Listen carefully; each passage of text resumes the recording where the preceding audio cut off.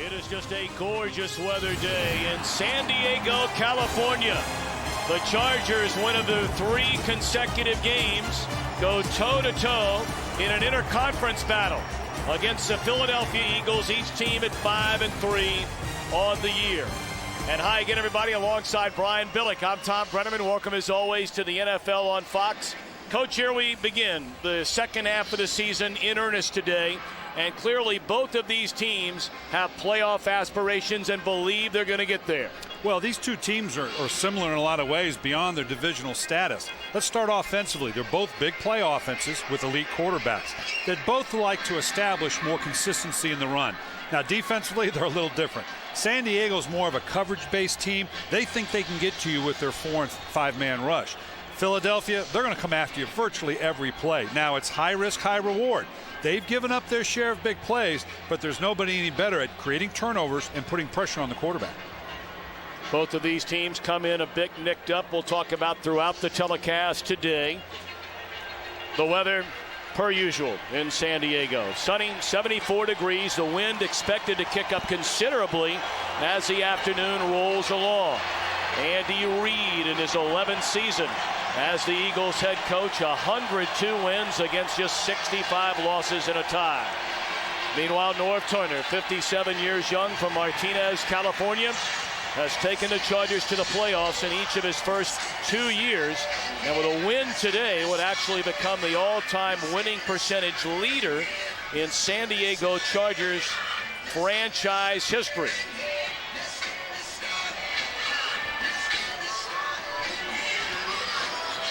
The Chargers won the toss and elected to receive.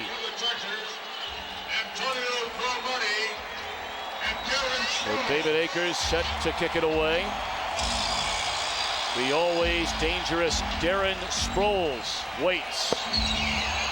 And this one underway in the bright sunshine of San Diego. Sproles from the 2. Out to the 27-yard line. Philip Rivers grew up in Athens, Alabama. His father, Steve, was his high school football coach.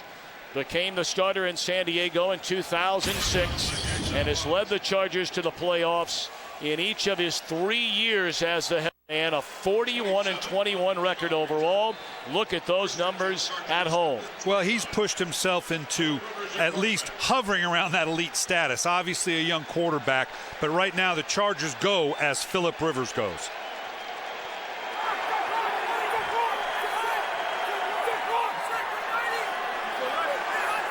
Antonio Gates in motion, a play fake to Tomlinson. They drop it off to Gates. He evades a tackler and picks up 9 on first down. Got Sheldon Brown turned around. Rest of the lineup offensively for the Chargers. They're hoping to get Tomlinson started over the second half of the season. Gates healthy again, having his best year since 2004. Dielman, the 2-time Pro Bowl left guard, leads him up front.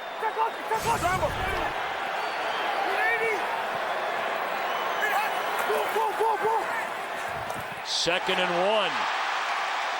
And the slant into Philadelphia territory to Antonio Gates, his 44th reception of the season. Defensively for Philadelphia, Cole leads him up front. Parker getting his first start. The linebacking core, everybody playing a new position.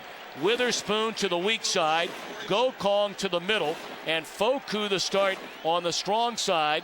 And in the secondary, they're really nicked up outside of that front starting 4. Yeah, they're missing 2 guys out of that secondary. That whole back end is having to go through transition right now.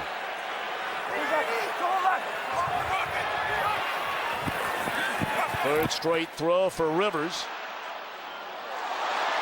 That may have been a lateral. I'm not sure that was a forward pass, but it was caught by Tomlinson to pick up a couple of yards. 2nd and 8. Well, a key matchup today, Tom, is the size of the San Diego Chargers receiving core versus the secondary of the Philadelphia Eagles. You're talking about guys like Malcolm Floyd, 6'5", Vincent Jackson, 6'5", of course, Antonio Gates, against these smaller corners of Philadelphia. That's Vincent Jackson in motion. They pitch it to Tomlinson. Cuts it back to the inside and picks up a couple of more yards. Third down upcoming for San Diego. And everybody's talking a great deal about the running game of the San Diego Chargers, or the lack thereof. They're currently last in the league in rushing. But they are so dynamic offensively. It's not that they don't want to run. They're getting offensive productivity. But clearly Sproles and LT coming in combination. You see Darren Sproles in on third down. They're capable of getting the running game cranked up.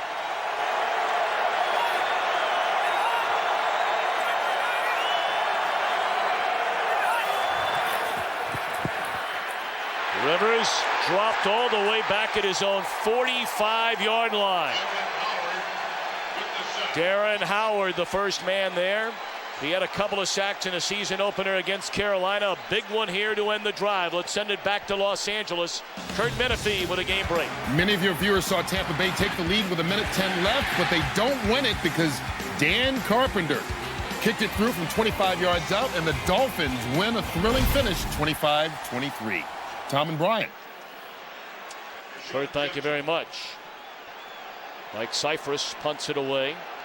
Deshaun Jackson backed up to his 7 and brings it out to the 12-yard line. Penalty flag down on the play. This looks like it's going against San Diego. And if you're Philadelphia, you might want him to punt it again.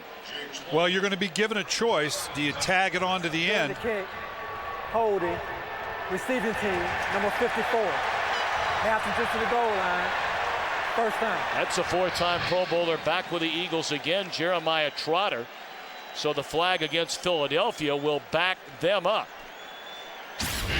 Donovan McNabb, 32 years young, a Chicago native, the Eagles' all-time leader in attempts, completions, yards, and touchdowns. But most importantly, look at the wins and losses since he came on board in 1999. Well, you can talk a lot of things about quarterback play, Tom, and you've brought up many times. The first thing you got to start with, is he a winner? Donovan McNabb is a winner.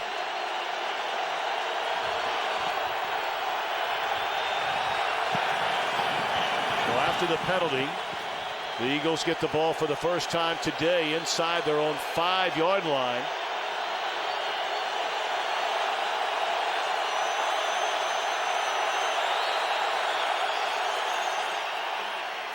Brian Westbrook back for the first time in the last 3 weeks after suffering a concussion against the Redskins. Now, big news up front. Talked about Westbrook back in the lineup, but Jason Peters re-aggravated an ankle injury last week against Dallas. He can't go, so everybody moves over. Harriman's left guard to left tackle. Cole right guard to left guard. Stacey Andrews starts at right guard. 2nd and 8 for Westbrook. He's up to the 11. It'll bring up third down and right around 5 defensively for San Diego, giving up 22 points per game. Phillips, 5 sacks in his last 3 games. Merriman playing extremely well since getting back from an injured groin. Jammer and Cromartie, a pair of #1 picks at cornerback. And this defense has begun to settle in after some early disruption and some injuries. They're beginning to find their true identity and rhythm.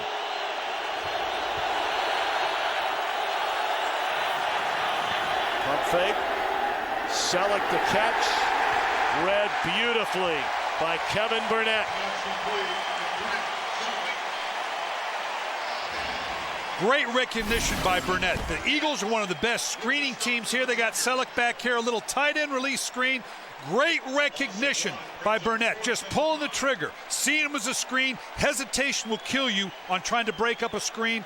Great play by the Charger defense. And now Philadelphia having to kick out of the shadow of their own goalpost. Burnett making a play like he wants his starting job back. He lost it to Brandon Seiler the last couple of weeks. He keeps doing that. He's going to get it back. Rocca from his own end zone. A poor punt. Let's see where they spot this. The 30. Well, we're still waiting. The officials are talking about it. And they're going to call it the 40-yard line. Numbers from earlier today. Carolina, a big win over Atlanta. New Orleans hung on against St. Louis. What about the showdown in Pittsburgh? Cincinnati, a season sweep over the Steelers. A couple of other wins there. Jacksonville coming back late to beat the Jets. A big story in this game. Denver a loser at Washington. So if the Chargers win this game, they're in a first-place tie with those two teams meeting next weekend. And you better know they're aware of that.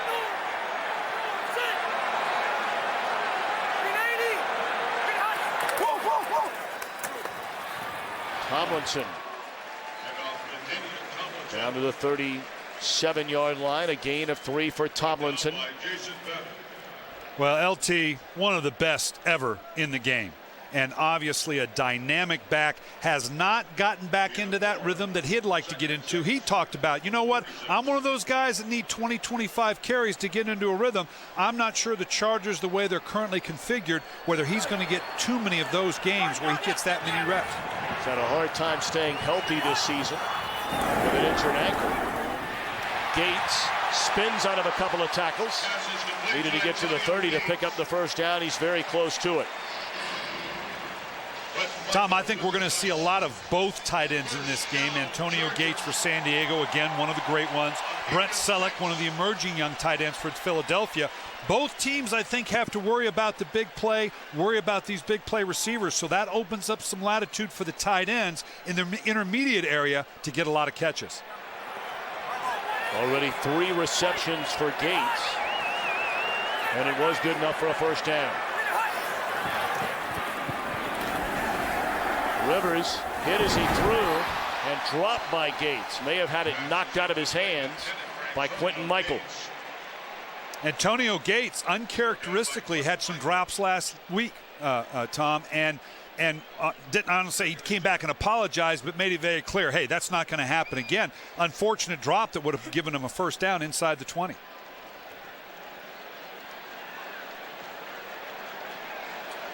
Second possession for the Chargers at the Philadelphia 40, 2nd and 10.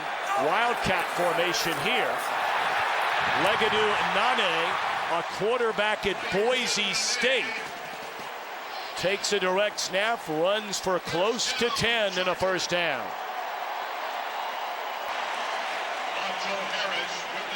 So for those of you watching Minnesota and Detroit, where Minnesota, a 17-point winner. Boy, the Vikings so impressive, Brian Billick. They do, and obviously chasing that New Orleans Saints team, because now you start thinking about who's going to get this home field advantage through the playoffs.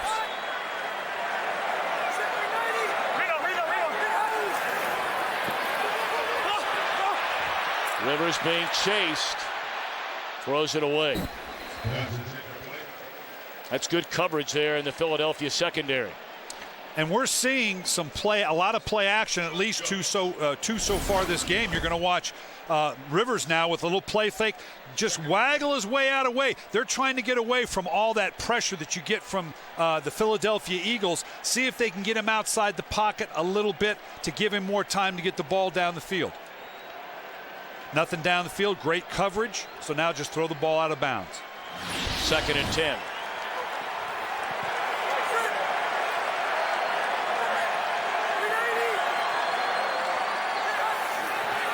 Blitz coming, they pick it up. Out of the backfield, making the reception into the end zone is Mike Tolbert.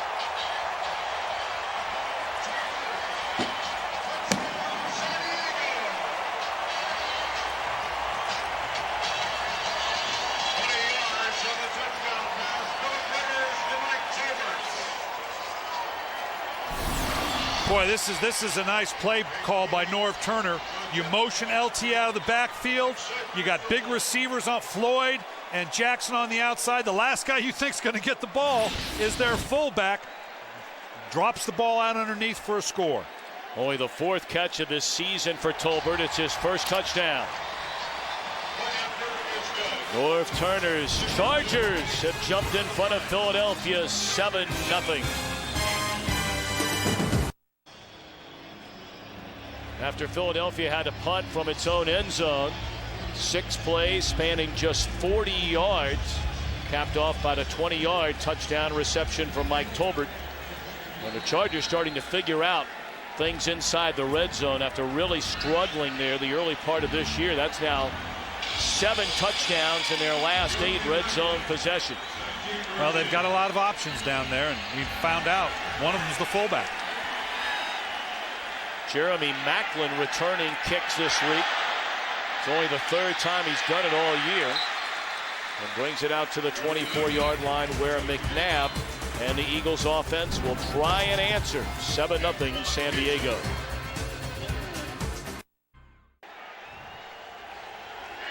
Second possession for the Eagles. A little more breathing room this time. Their opening possession began from their own 4.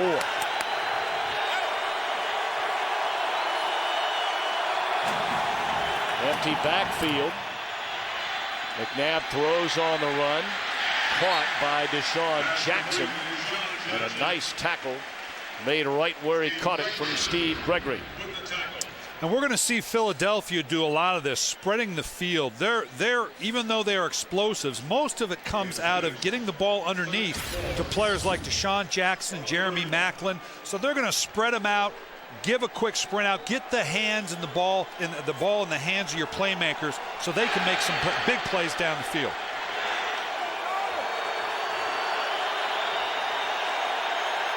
Gain of 6, 2nd down and 4. That one just out of the reach of Selleck. He was open, and McNabb generally an accurate passer. Not as much this year, only right around 58%. Well, he's a sub 60% career guy. That's one of the dichotomies, I guess, of Donovan McNabb in this quote-unquote West Coast offense, high proficiency offense. Really only the 1 year where he was up around 64, 65%. But he just has that knack. For the ones he does complete, they're going to be big plays. Empty backfield again.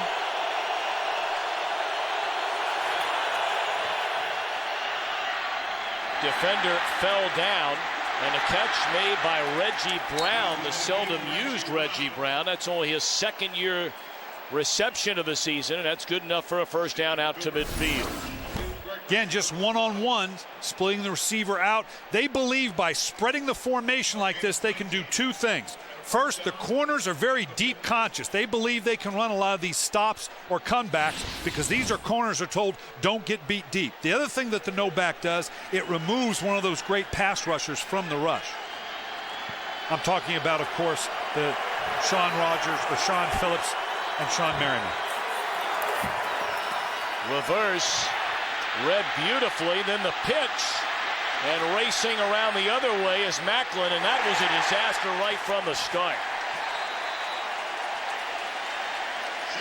I'm not sure it wasn't supposed to be a double reverse from the get-go, Tom. As we watch this, if you watch the initial handoff, he looked to pitch or hand the ball off very quickly. You're going to see here, right here on the replay. He comes, gets to the outside. Now watch, right from the get-go, he looked like he was ready to pitch this ball right from the get-go. I'm not sure it wasn't supposed to be a double reverse right from the start. Gregory couldn't have played that any better, preventing a handoff, a clean handoff to Maclin coming the other way. Loss of 6, 2nd down and 16. McNabb looking down the middle of the field in the triple coverage. Incomplete 3rd down. Well, you're going to have a tough time getting big plays thrown down the field against this Charger defense. They're currently 2nd in the league in terms of giving up explosive plays. In talking with the coaches from Philadelphia, they felt like they were going to have to throw some of these intermediate routes, the tight end on what's called the basic cross in the middle, wide receivers coming across to lure that secondary up. Ron Rivera took over midway through last year as the Chargers defensive coordinator. Of course, for 4 seasons, he coached the linebackers in Philadelphia.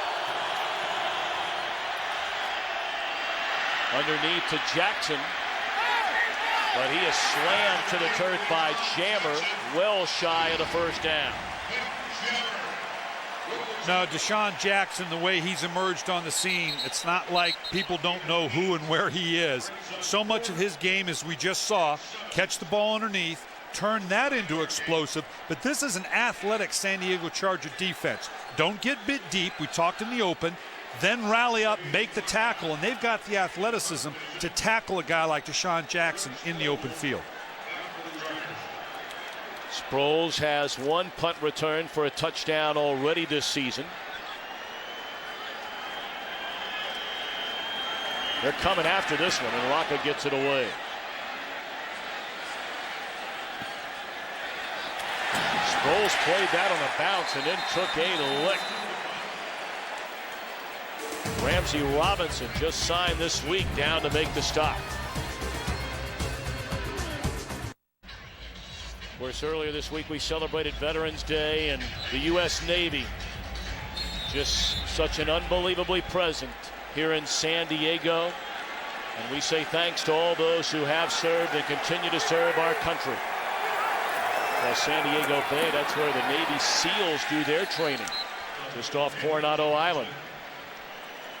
Tom, on that kick, on that punt return, a lot of people right here, Darren Sproles, fielding it inside the 10. Now, at first instinct, you're saying, what the heck you doing? Get away from this thing. He was waving everybody off. But he saw they were in position. Had he let that go, I think the Eagles would have been in position to maybe down this thing on the 1 or 2 yard line.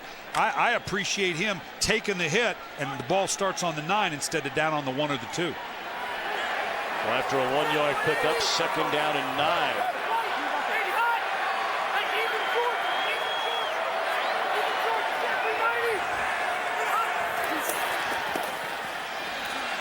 Tomlinson, good, strong, hard running out to the 15-yard line. Some of the headlines from action earlier today and headliners: Brett Favre at it again, 344 yards and a touchdown. Minnesota only one loss. That was on the road at Pittsburgh. How about the year for Chris Johnson? Well, he's exploded, particularly the last couple games, and we're going to see the resurgence here of the Tennessee Titans. It's unthinkable to think they could come from that far back, but my gosh, they're playing well right now. 3rd down and 3 for the Chargers and a timeout. Play clock had run down to 5 seconds. They weren't going to get it off.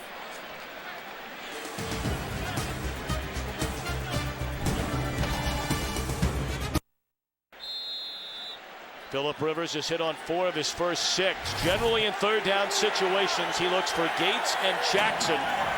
They catch 3rd down passes 60% of the time. He throws it. Jackson in motion. He throws to Jackson, and it's knocked away. Defended beautifully by Quentin Michael. They say he's now become the leader of this Eagle defense. And that was the first real all-out pressure I've seen Philadelphia bring. They've been particularly passive up to now, and that was taking a bit of a typical Philadelphia risk on a 3rd and 4, backed up, showing pressure and playing man. This talented Charger offense might have gashed them, but nice play by the Philadelphia Eagle defense. Low line drive, short punt, fielded by Jackson, and he's into the open field, flag down. Jackson to the 35. He nearly broke it. He already has an 85-yard punt return for a touchdown in the season opener against Carolina.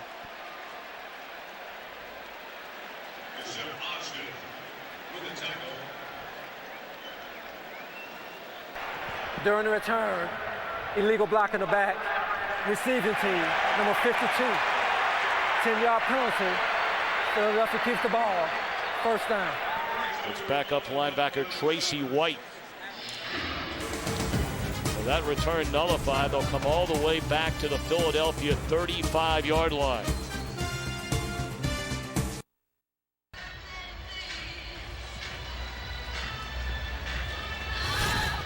.52 right here is who they get for the block in the back, down the field, just in behind. You got to get the head more substantially in front. Little ticky-tack from the side. Leonard Weaver, the fullback, runs for a couple of yards. Boy, both of these teams, by and large, have had a very difficult time running the football with any consistency at all. Well, Michael Vick, meanwhile, comes into the game for the first time for the Eagles. All right, we'll see what this means. Philadelphia's lack of running the game is almost by design. Now, San Diego, I think they've not been able to get to the running game they'd like to. But right now for Andy Reid, this is the way he wants his team to be run. Vick is basically been a non-factor this entire year. He's only touched the football a grand total of 18 times. This is his 7th pass of the year, and it's dropped, thrown a bit behind Deshaun Jackson. So Vic 2 of 7 as a passer. He's run 12 times for 27 yards. And basically no factor at all. When Michael Vick's in the game, here you're just going to see a crossing route by Deshaun Jackson. When Michael Vick's in the game, let's make sure we're clear. This is not the Wildcat. That's just an athletic quarterback or an athlete at quarterback. But you do give that dimension. They now have to play him more straight up than they do the conventional Wildcat offense. Now you got the real guy back in, Donovan McNabb, with a no-back set to stretch that Charger defense.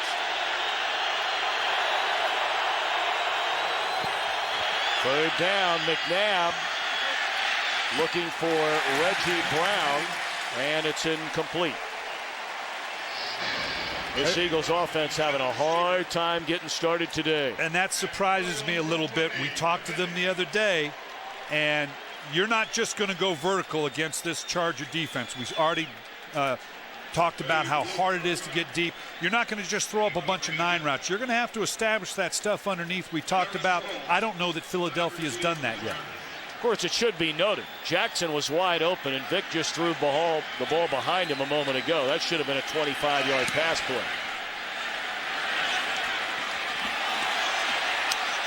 Sproles from the 10. And out to the 18-yard line. Well, as always, we remind you weekdays make lunchtime your new prime time as FoxSports.com brings you lunch with benefits. Log on, check out the new episodes of original sports shows delivered to your desk every Monday through Friday at 1 p.m. Eastern. And, of course, Tuesday, Brian Billick, Coach Speak, comes your way on FoxSports.com.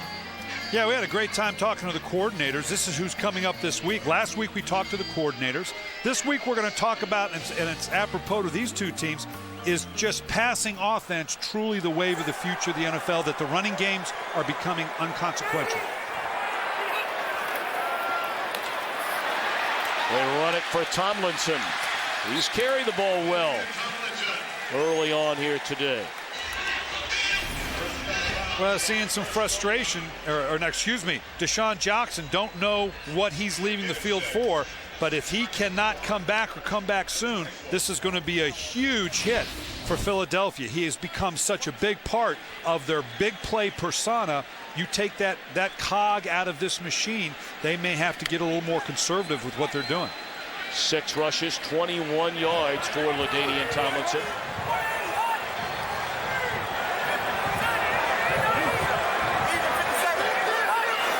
Empty backfield. Pitch and catch. Pretty easy there to Gates, and that's a first down. Out to the 30. Let's send it back to Los Angeles. Game break time with Kurt Menefee. Chargers fans wondering what's going on in the AFC West. Well, Oakland's taking on Kansas City. Michael Bush breaks a couple of tackles, goes 60 yards on the run, but gets caught right at the end. That's okay. Set up a Justin Fargas touchdown. Oakland on top by a touchdown right now in the first quarter. Let's send it back to Thom and Brian. Thanks so much, Mr. Menefee. Glad to have you back on U.S. soil after that wonderful trip last weekend to Afghanistan. Sproles still on his feet. Close to 7 on the first down reception for Darren Sproles. San Diego's going to use a little something out of the Philadelphia Eagle playbook in terms of screens, because again, you want to do something to slow down this rush. See if you can get them upfield and put the ball in the hands of a guy like Darren Sproles in behind it. Well, they're going to let the final seconds of the opening quarter tick away.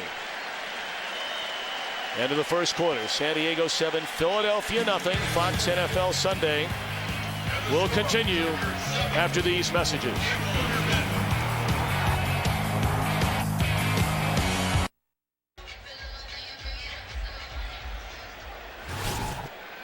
Yeah, Tom, I want you to notice right here how passive the Philadelphia defense looks. This is not their personality. I think their injuries are, when I say that, here comes the pressure. And a free play for Rivers. Incomplete. It appeared as though Philadelphia started too early.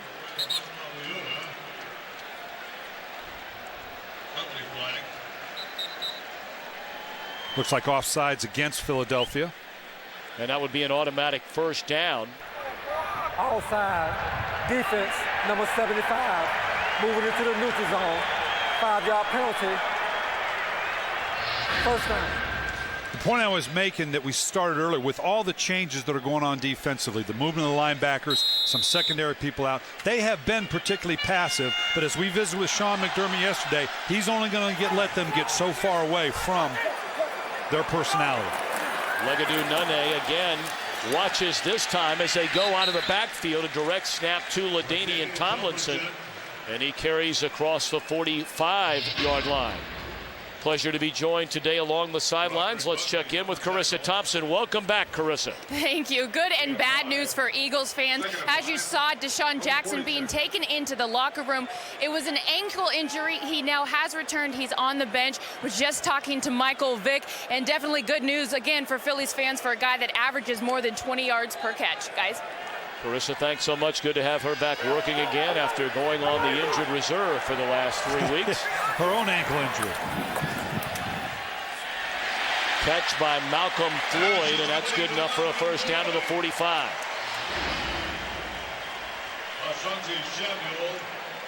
Take a look at the numbers in the opening quarter for both McNabb and Rivers. Rivers, the touchdown pass, 20 yards to Mike Tolbert. 2 rushing yards for Philadelphia. Well, and they're okay with that. They're going to get to it a lot of different ways. Philadelphia's defense is beginning to turn up the pressure. I just made the comment about how passive. They're beginning to show more and more pressure now. Phillip Rivers going to be looking for a shot. Tomlinson running the ball very well. This carry down to the 39-yard line. Norv Turner said he wants to get that running game as part of this San Diego offense again. Well, this is just a straight ISO downhill with the lead fullback wanting to be physical with this Philadelphia Eagle defense. Again, LaDainian Tomlinson gets inside tackle-to-tackle running. I'm not sure he's still got that great outside running game, but he's still solid going inside between the tackles. And averaging 4 yards per carry.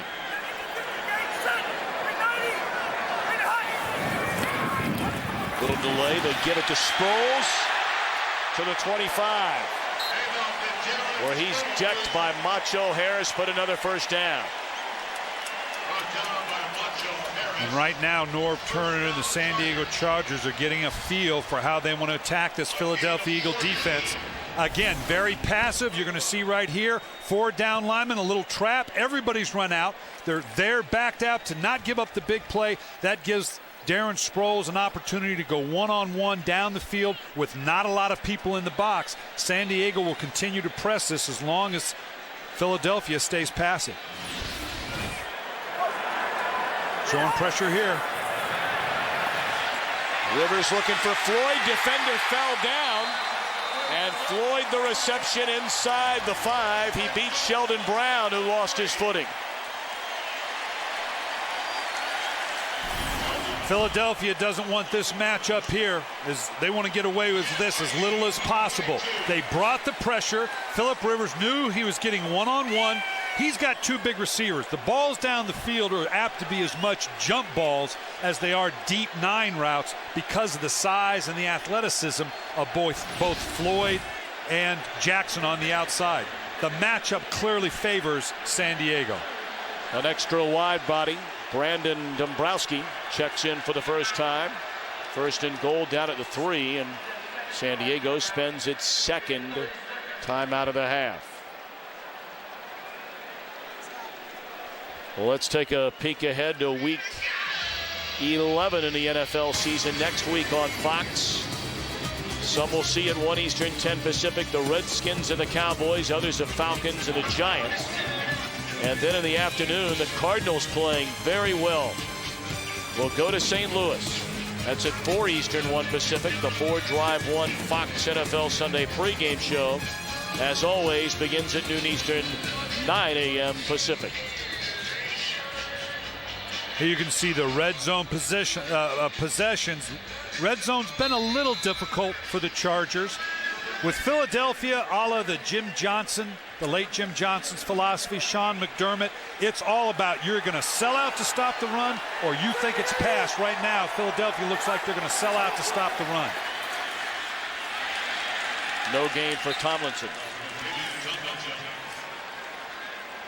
And that's where, and right here, this is exactly what I'm alluding to. Defensively, first off, you don't get down into the goal line a whole lot. You don't have a lot to draw your game plan up off of. And most teams have taken the philosophy. Sean McDermott's got to decide. I'm either going to call a run-stopping defense or be prepared for the play-action pass, knowing I'm vulnerable one versus the other if they decide to go opposite. Right now, the Chargers are going to spread it out a little bit. I wouldn't be surprised if they handed it off again, having spread this out.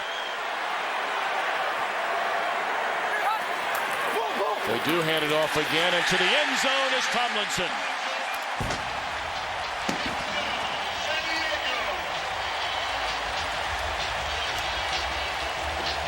#145th career touchdown for LaDainian Tomlinson. Of note, because that ties him with a great Marcus Allen, the third most touchdowns in the history of the National Football League, behind only Jerry Rice and Emmitt Smith. Wow.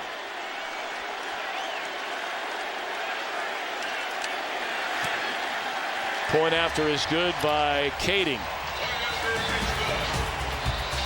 Been a good day for Tomlinson and the Chargers, out to a 14-0 advantage.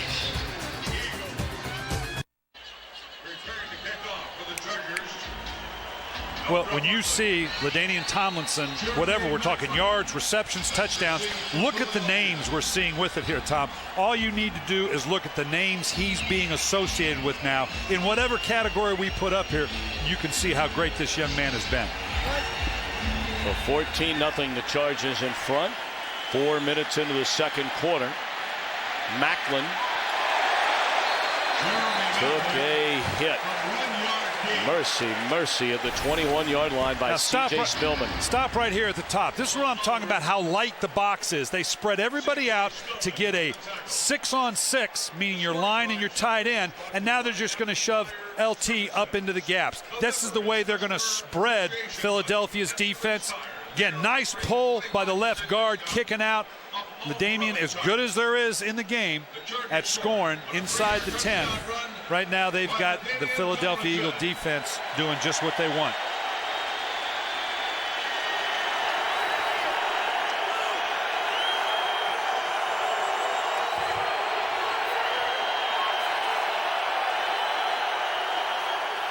McNabb on first down. Finds Jackson across the middle. I beg your pardon, Macklin at the 25-yard line. That'll be a gain of 3. Now, Tom, when I talked about the Philadelphia Eagles are okay with not running the ball or having only 2 yards, I'm not talking about that in terms of they don't want to run the ball. They're going to find other ways if they have to get that efficiency.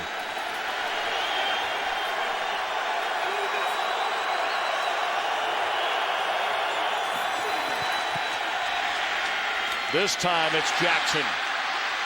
And he's close to midfield, out to the 48-yard line, and another Eagles first down.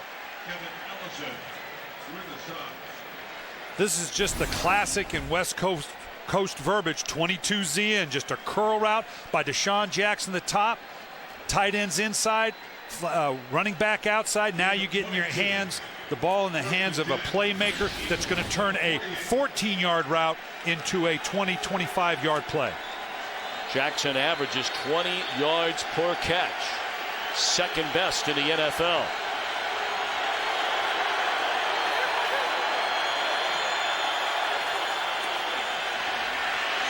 Good protection and defended well by Antonio Cromartie. Philadelphia turned right around and ran the exact same play to the other side. A lot of coaches will do that in terms of, okay, if it completed on that side, let's go run it against the other one. Andy Reid recognizing that whatever you got working, and that was just a staple of the West Coast offense. A curl, a wide route by the running back with the tight end gobbling up coverage inside.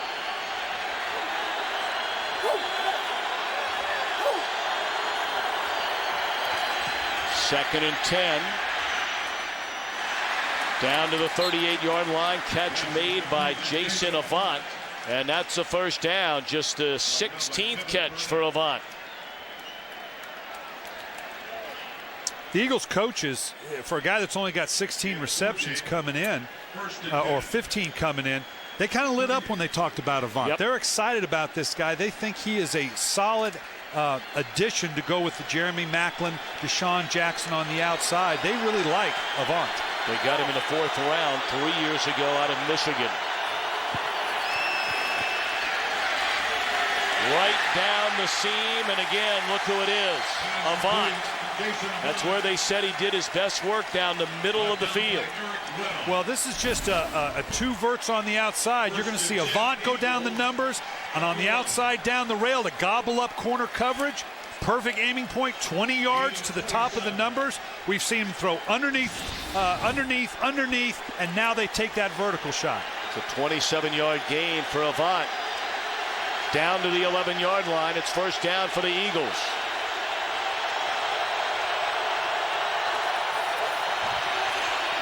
Play action. Flag comes in. Maclin was defended by Jammer.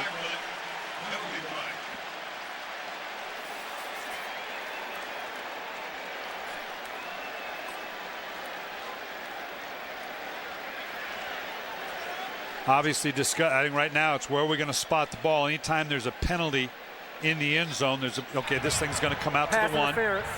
Defense, number 23. The ball replays to the 1-yard line. Automatic, first down. Actually, it's pretty good coverage time, but you're going to see Jammer hopefully at the very end. You can put your hands on a guy, but you can't. Look at him hook right there. You can't alter the course. You can't turn the man. You can put your hands on him. Don't substantially change his course. There he did. First and goal. They give it to the fullback, Weaver. He didn't get there. Brandon Seiler and Kevin Burnett there to deny a trip to the end zone for Weaver. It's 2nd and goal. Nice job of the San Diego defense not buying that cross buck action where you send both backs one way and the little counter action to the ball carrier. Not buying it all together. Nice job stuffing it on the goal line.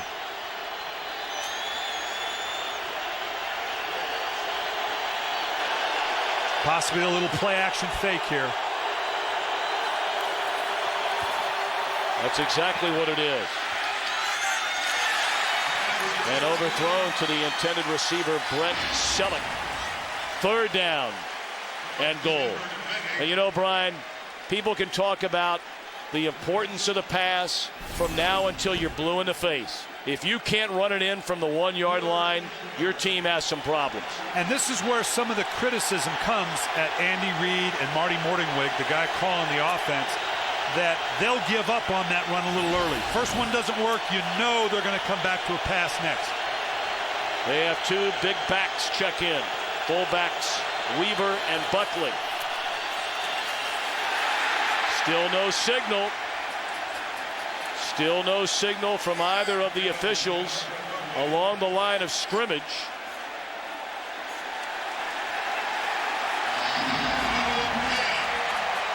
They didn't get in. All right, now, 4th down and 1. Let's turn back the clock last week.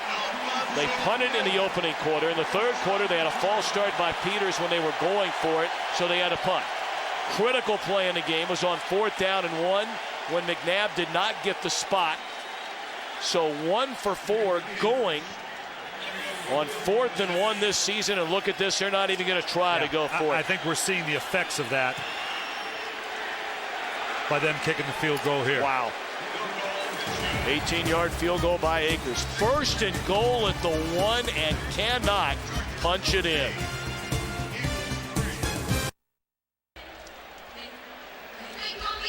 Andy Reid perhaps looking for answers from his staff upstairs. How in the world his team can't score 1st and goal at the 1-yard line, can't score a touchdown. And that's demoralizing when you move the ball down the field like that, get down there. San Diego actually comes away with a bit of a win by holding them there on the 1-yard line. 6 rushing attempts in this game for the Eagles, a grand total of 2 yards. Short kick, scrolls up to get it to 7. Thrown out of bounds into 23. 6:33 to play until halftime. The Chargers with a 14-3 lead with the football. Early leaders offensively for San Diego. Rivers a touchdown throw. Tomlinson a touchdown run.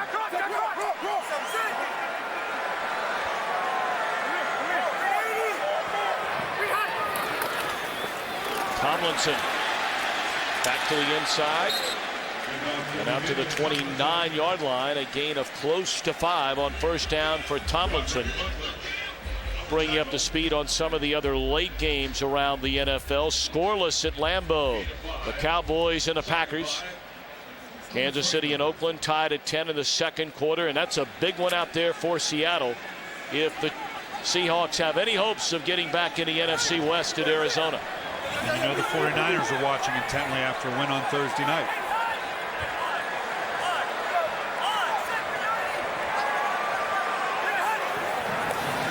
Empty backfield. Gane close to a first down, maybe a half-yard short. Both teams are probing with different personnel and formations there. We saw an empty backfield again, spreading it all out. Again, trying to get the ball into the hands of some of the gifted athletes we have here. Now on a 3rd and short like that, we're going to test obviously the last ranked rushing offense in the National Football League and see if they can shove it in for a yard here for a first down. And the Chargers going to bring in an extra offensive lineman again, Brandon Dombrowski, number 62, on his 3rd and 1.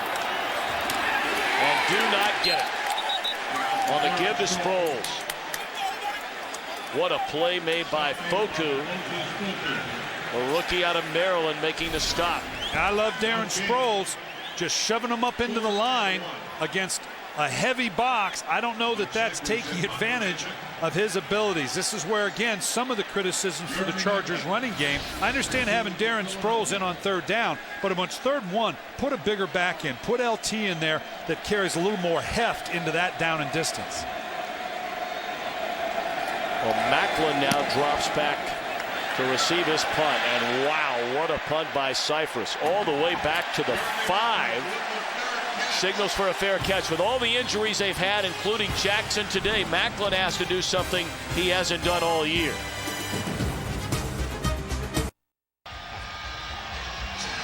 Well, after the early ankle injury to Deshaun Jackson, who's generally the Eagles' punt returner, Macklin a moment ago calling a fair catch at his own 5-yard line.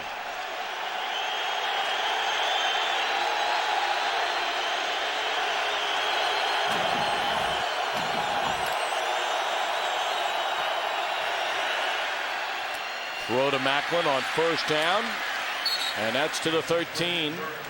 And out to the 18, that'll be a first down. Now, Tom, I know Macklin hasn't done it much here, but he did it in college. This is different than what we saw with Darren Sproles. That ball did not bounce in front of him. He needs to know where he is. Let that thing go. It was going to go into the end zone. Before Darren Sproles, I complimented him for taking the hit, not letting it roll back to the 1. That thing, the momentum it had, he should have let that thing go into the end zone.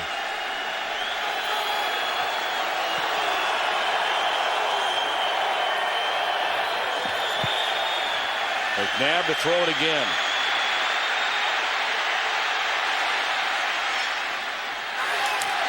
Dropped along the sideline by Jackson. Let's send it up the road to Los Angeles and check in with Kurt Menefee. And we keep on going way over to Arizona since we're on the road.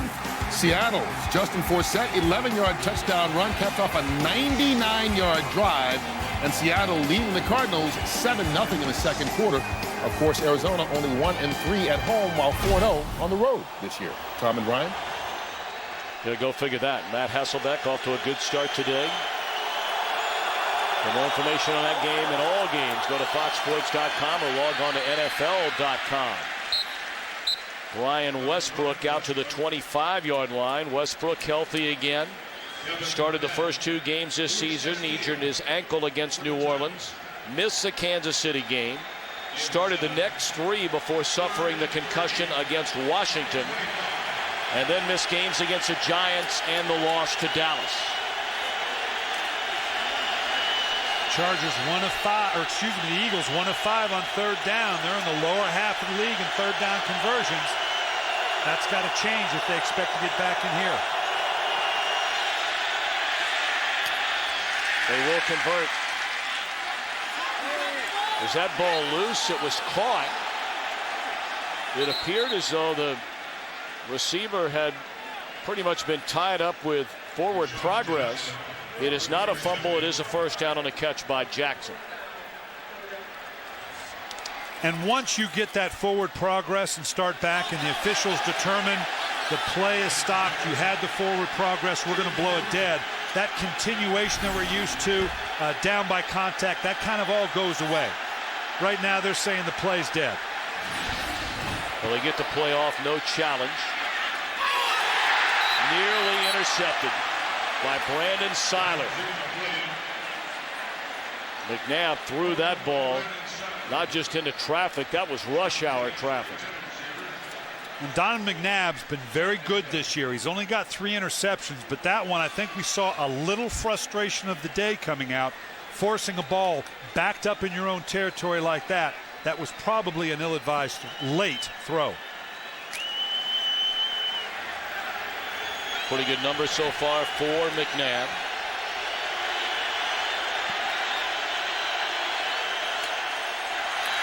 Second and 10, they set up the screen to Westbrook. How many times through the years have we seen that play work effectively for the Eagles? Westbrook, truly one of the game's all-time great receivers out of the backfield. Gets him close to midfield as we've reached a 2-minute warning.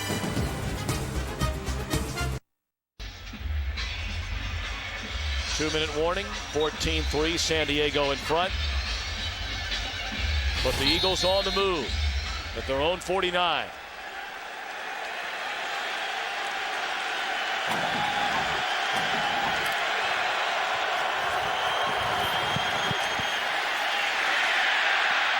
McNabb hit as he threw incomplete to Westbrook. Let's look at this screen that set them up here in this scoring position. This is just a simple one-man screen. I want you to watch the left guard Cole here. They invite it upfield. He slips out in front of Westbrook. There's no team in the NFL that does this better than the Philadelphia Eagles, and they show a number of different types of screens. Tom, this is what they view as part of their running game. A simple throw out of the backfield that supplants the fact that they're not running the ball.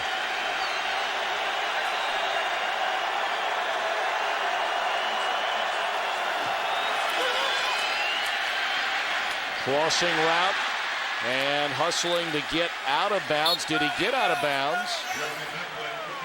Yes, Macklin did. To the 40-yard line, that's a first down. Now the Eagles have 3 timeouts, so they have all the time in the world. Some people, you're in 2 minutes, how come you're not huddling up? Well, you got plenty of time left on the clock. You've got 3 timeouts orchestrated. You got Marty Morningwig, who is the offensive coordinator. A lot of people, Marty Morningwig calls this offense. A lot of people always refer to Andy Reid, and obviously Andy's going to have huge input, but Marty Morningwig is the one that orchestrates and calls this offense. He's got all the time he needs with 3 timeouts. And the Eagles, as you saw that note a moment ago, have been very good inside of 2 minutes, among the best in the league. Crossing route to Jackson, picks up extra yardage, does not get out of bounds, but it's to the 26. And you would think Philly may spend one of their 3 timeouts here, but apparently not. McNabb hurries them, and they're not really in a hurry to get to the line of scrimmage. I think he was expecting the timeout. He was looking over like, okay, you want us to use the timeout, and it didn't come. So I think the clock management here caught him a little off guard. It's been another criticism of this Eagles team at times.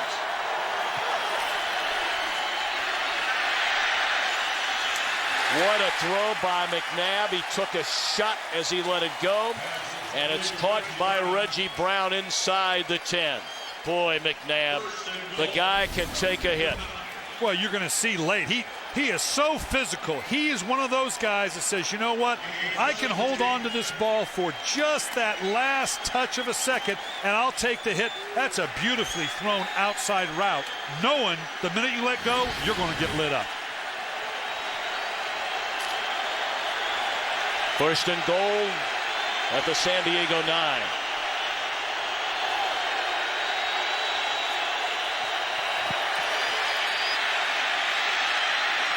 McNabb just threw it away.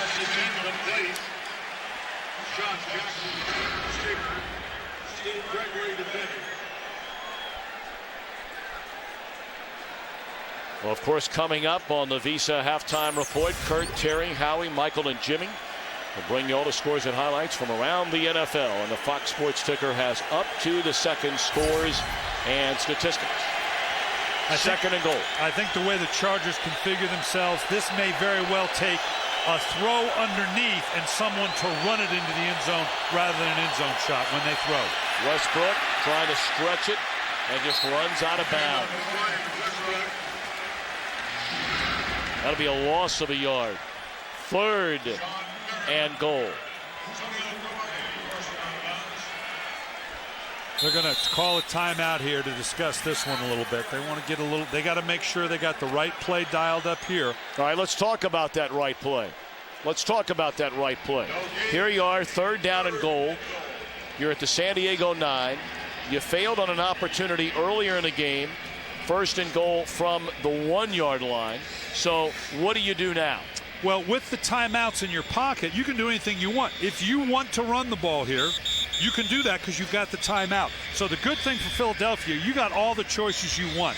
I think San Diego, and it's their nature to set everybody in the end zone to say, you know what, you're going to be at risk if you try to throw this into the end zone. So you can run it. If we're a little passive, you're probably going to have to throw it outside of the end zone and let one of your athletes like Macklin, like Jackson, catch the ball on the 4, 5, 3 yard line, whatever it is, and run it into the end zone. So after a lengthy visit over on the sideline, McNabb comes back into the huddle.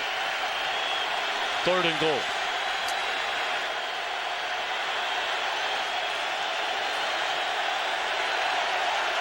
They got Macklin and Jackson on the same side up into here. I'd look for that combination over there.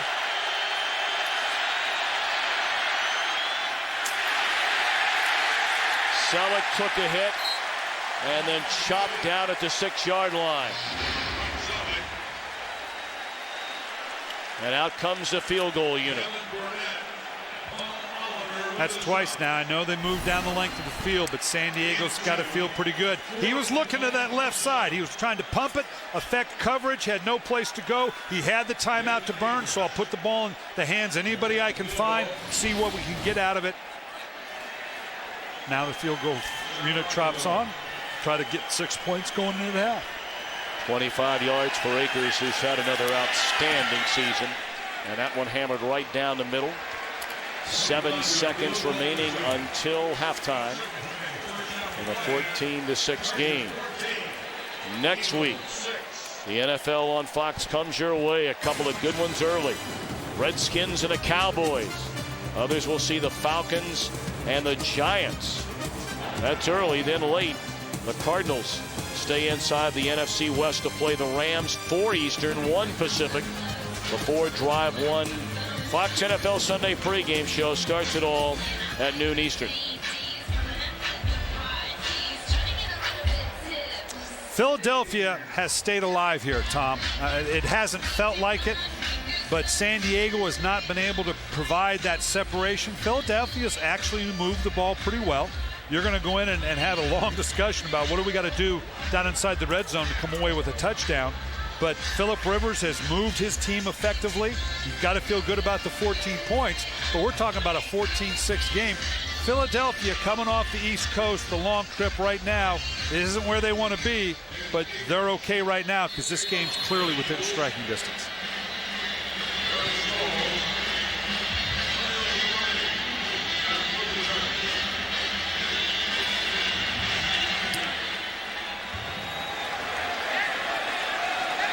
Rolls from the 5. Out to the 32-yard line. And there will be one more play until halftime when we bring you the Visa Halftime Show from Los Angeles. Well, they're going to take a knee here. They're too far back for any kind of Hail Mary or just throw it up. They're just going to take the knee, finish out the half, and see what we can do to regroup in the second. And that is that for the opening stanza in San Diego.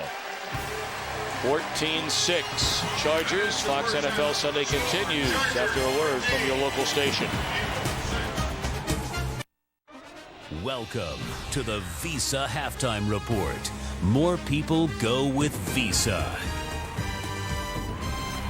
And welcome to the Visa Halftime. Kurt Menefee along with Terry, Howie, Michael, and Jimmy. And the game you are watching, San Diego and the Eagles. Boy, I like that guy, that Phillip Rivers, quarterback for the Chargers. Like him a lot, always have. Like him at North Carolina State. I like him in San Diego. Dump it off. Mike Talbot takes it in from 20 yards out, 7-0. San Diego over Philadelphia. Second quarter now, LaDainian Tomlinson out of TCU. Got to be a proud Horned Frog 3-yard touchdown run. Ties him with Marcus Allen for third most TDs in NFL history. 14-6 Chargers over the Eagles at half. And Green Bay just took a 3-0 lead going to halftime against the Cowboys. Seattle at Arizona. Julius Jones heads to the locker room with a chest injury. Returned very questionable. So in the first quarter, though, a little trickery there. Justin Forsett takes it in from 11 yards out. Seattle 7-0 over Arizona. Then in the second quarter, out of the eye. Look right, step up, avoid the sack, and then fire it down the field wide open. Steve Preston, 28-yard touchdown. It is 14-7 Seahawks over the Arizona Cardinals. Kansas City at Oakland. Second down, 4th and 1. It's Jamal Charles off left tackle, back inside, bounces back to the outside. 44-yard touchdown run, 13-10 Chiefs and the Raiders. Remember back in the years when those were great games? Well, maybe way back in the years. Hey, the Saints living up the years right now. They're 9-0 for the first time in franchise history. Atlanta loses the game and Michael Turner to an ankle injury. The Vikings keep on rolling. Detroit's now lost 17 straight on the road. Miami wins on a last-second field goal, 25-23 over Tampa. Jacksonville wins on a field goal with no time left to beat the Jets. Tennessee goes to 3-0 with Vince Young as their quarterback. Cincinnati goes into Pittsburgh and wins without Cedric Benson, who missed the game with a hip injury. And look at this, the Redskins in their 4-game losing skid. Meanwhile, let's get back to San Diego, Philadelphia. Jimmy. Well, you know, Phillip Rivers is not having a big day right now. I think because of the Philadelphia blitz, they're concerned about holding the ball too long and having a bunch of sacks. So they turn the game over to Tomlinson, running the ball, the little short passes to Antonio Gates. I'd look for him to go down the field a little bit more the second half. Well, it'd be great, I think, if the Eagles could establish a running game. They're depending so heavily on the pass. And with the offensive line that side, you'd like to see these guys establish the run, take some pressure off Donovan McNabb. What is it about the Eagles going to the West Coast? They just refuse to run the ball on the West Coast. Nah, you get West Coast offense. I guess so. Maybe that's it. Exactly. Yeah. Some of you will be getting local news, others more highlights when we continue with the Visa Halftime. Got your glasses on? I got them. I'm not looking up. Okay. Let's go. Saints at the Rams. Drew Brees tosses to Reggie Bush, crossing route underneath, touchdown, a 15-yarder. 2 on the day. That's 2 touchdowns for Bush, 14-7 Saints. And then it's Jackson. He scores. We're tied 14 all fourth quarter. Brees then back. Look. Deep down the field. Post right. Boy, that's good coverage, but a perfect throw. Robert Meacham, touchdown, 27-yarder. It's 28-23 Saints over the Rams. Atlanta at Carolina. Jake Delhomme. There you go. Steve Smith, corner of the end zone. It's 14-3 Carolina over Atlanta. Then in the fourth quarter, Matt Ryan to Justin Peel. That's a 3-yard drag route, crossing route, touchdown, 2-point conversion fail. It's 21-19 Carolina over Atlanta. Jonathan Stewart, 45-yard touchdown run. Carolina 28-19 over Atlanta. Detroit at Minnesota. Adrian Peterson off left tackle. 1, 2, 3, 4. Nobody can catch him. 22-yard touchdown run. 10-0 Vikings over Detroit. Third quarter, far back. Bootleg, that's where you open up one side, go back to the other side. There's Jeff Dugan, touchdown, 27-10. The Vikings beat the Detroit Lions. Cincinnati at Pittsburgh. Great defense by both teams. Not much offense, so then it goes to special teams. You always say it, you always don't say it just because it's so ridiculous, but it is so vital. Bernard Scott, 96-yard kickoff return. Point after, no good, 18-12. Cincinnati takes care of the Pittsburgh Steelers. Jacksonville at the New York Jets. Jones, 1-yard touchdown run. 2-point conversion failed. 22-21 Jets over Jacksonville. 1:48 left to play. Maurice Jones-Drew down, knee at the 1-yard line. Clock down, no good. Then Josh Scobie nails the 21-yard field goal. That is good. 24-22. It is Jacksonville over the New York Jets. Kind of surprised he went down there. I don't think I would have done that, Kurt. I'd have scored. Second half next. Moments away from the beginning of the second half here in San Diego. If you're just joining us, in the opening quarter, second possession, a touchdown pass to Mike Tolbert from 20 yards out. LaDainian Tomlinson made it 14-0. The Eagles had it first and goal at the 1, couldn't punch it in, settled for a field goal. First and goal from a 9, couldn't punch it in, settled for a field goal. And you're up to speed, 14-6, Coach Brian Billick. We look ahead to the second half of this game. For each head coach, a point or two that they may have discussed at halftime. Well, both teams are moving the ball well, but for Philadelphia, they got to solve the equation in the red zone because they've come away with 2 field goals. For San Diego, they've got good balance. They've run the ball 15 times. They've thrown it 12. They got to find the answer on third down. Right now, they're 0 for 3 on third down to sustain those drives. Also, they got to look to Vincent Jackson. He hasn't got a single reception yet. They want to get the ball downfield to him. Philadelphia will get the ball to begin the second half. And again, Jeremy Maclin returning kicks today from the 10. Wow. Took a blow from Jacob Hester at the 21-yard line. Let's check in downstairs for an injury update with Charissa Thompson. Yeah, news out of the Eagles locker room. Sheldon Brown out with a hamstring injury. I will keep you updated as to his return, but obviously a depleted secondary, that is huge. Catching up with Norv Turner at halftime. He was very happy with the establishment of the running game early on. Disappointed, however, in that missed opportunity on 3rd and 1. Defensively loves what they're doing in the red zone, but you guys, his message was very clear. We got to get pressure on Donovan McNabb. Well put, not a single sack of McNabb in the opening half for this Charger team that came in with 15 sacks in the last 3 games. From behind, Jackson. Some of the numbers in the opening half. Anything, Brian, that stand out at you? Well, for San Diego to keep that continuity going, that third down conversions obviously got to change. Actually, as we've seen here, Philadelphia, they're moving the ball well. It's just the red zone. To come away with just 2 field goals is tough. So San Diego and Philadelphia, both, I think, playing the games they want to. Just the little things keeping them from finishing it off.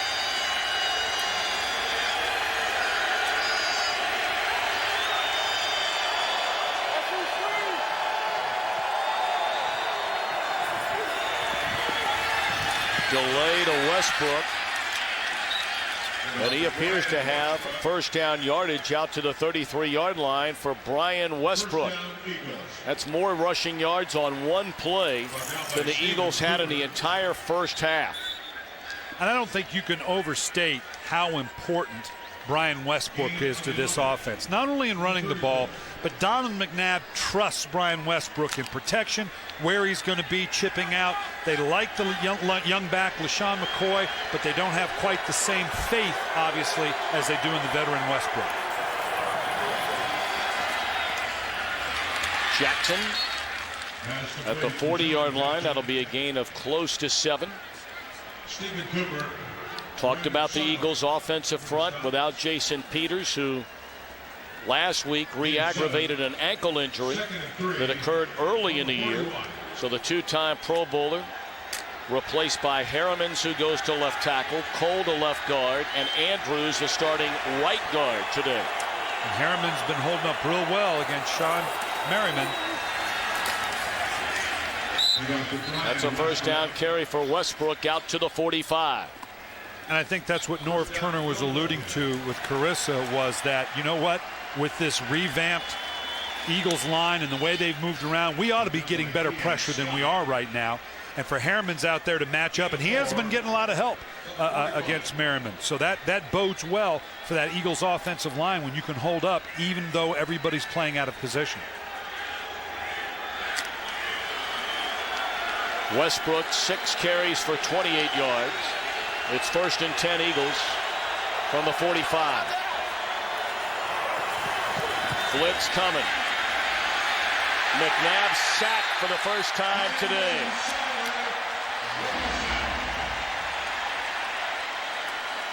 Brandon Seiler. This is kind of a sneaky sack. He coming in, the back does a nice job taking on Seiler, gets him cut down. Donovan's looking, and all of a sudden it's like the guy come up like a gopher out of the grass. I don't think he knew he was there. He was going to step and run around. It's like so many times we see Donovan McNabb, and it's like, wait a minute, where'd that guy come from?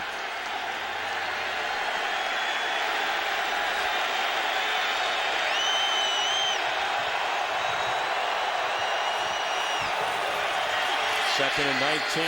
They lay it off for Westbrook. Get a big chunk of that yardage back, nearly to the original line of scrimmage after the sack. So 3rd down and right around 9. Another one of those little screens we talk about to Westbrook, getting them back into a semi-more convertible.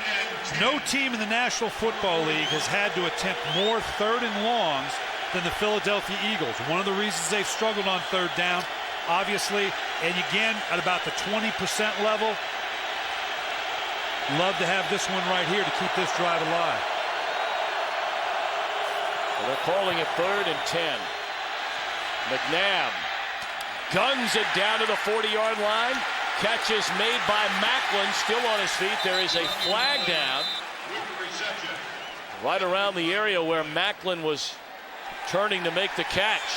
I think we're going to get offensive pass interference, not often called here, Tom. Pass interference, offense, number 18. 10-yard penalty, replay, 3rd down. When you see a deep curl route like this, and this took a while right here, you can see him against Jammer. Very typically when it's this long, that little pushing and shoving right there, that's just too blatant. Open-handed, you can lift an elbow, you can shoulder shrug, but if you lift your hands up and put them on a DB like that, they're going to call. 3rd and 20. The sad thing is, I don't think he needed to put his hands on him. I didn't think he needed his hands to push off like that because he had him in a good, solid back pedal. 3rd and 20. Typical screener drawdown for Philly.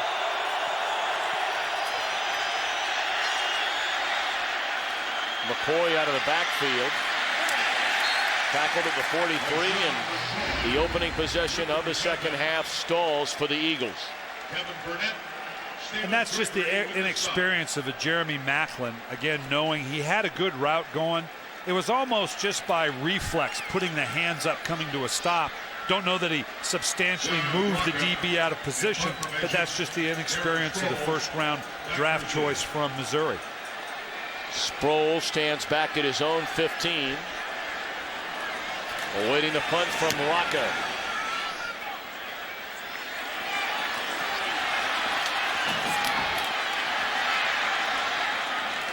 Sproles brings it back to the 24-yard line, so Phillip Rivers and the Charger offense taking the field in the second half when we return.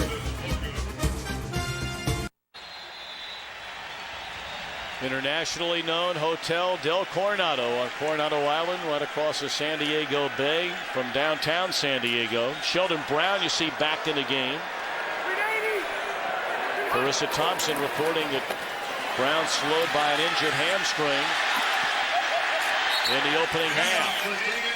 And a flag comes in as Tomlinson is run out of bounds after a gain of close to 10. This could be a late hit.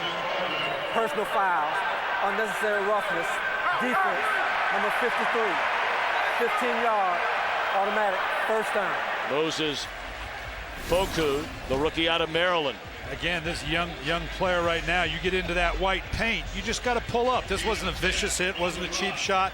Just you got to be under control and know where you are. The minute you find, that's why that white sideline is so big. So you to know, you know what, I'm in the paint, I got to back up. Of course, Foku whistled for a couple of huge penalties in that Dallas game. One of them nullifying a 96-yard kickoff return by Ellis Hobbs. How about the running game today from San Diego. Tomlinson. Another big pickup. That'll be 9 more for LaDainian Tomlinson, who's only on pace for 578 rushing yards for the season coming into the game today. His career low was last year when he carried for 1,100 yards. They'll give it to him again, and that's a first down. Well, the amazing thing about LaDainian Tomlinson, Tom, to me is you're talking about a back that has for 7 straight seasons 300-plus carries. That is a pounding on the back. The only guy I could equate that to would be Emmitt Smith in terms of, again, a guy that took that kind of toll. Keep in mind the number of times they've thrown to LaDainian Tomlinson in his career as well. He was typically well over 400 hits on a year. That takes its toll.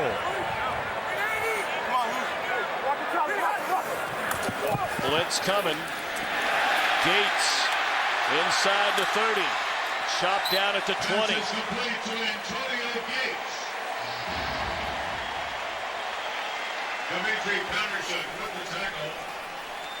This is just nice job by Rivers. Saw the pressure.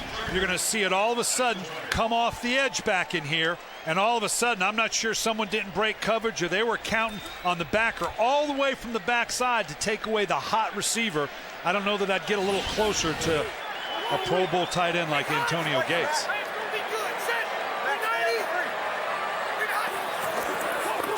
Back to the ground with Tomlinson. To the 10, to the end zone.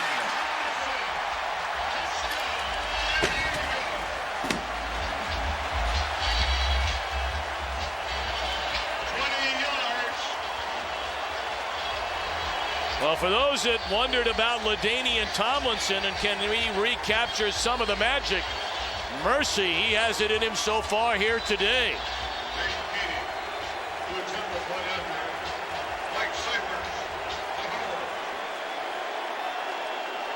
Well, LT, again, anytime you look at numbers he's done career-wise, look at the names around it, because that just shows you how special this guy is, or has been. Point after is good. 21-6, Chargers in front.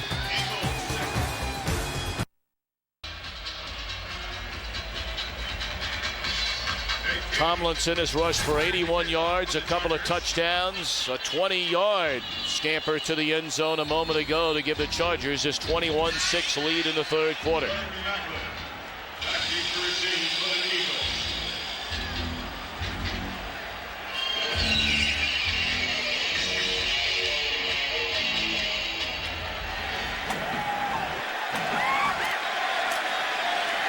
Macklin from the 1.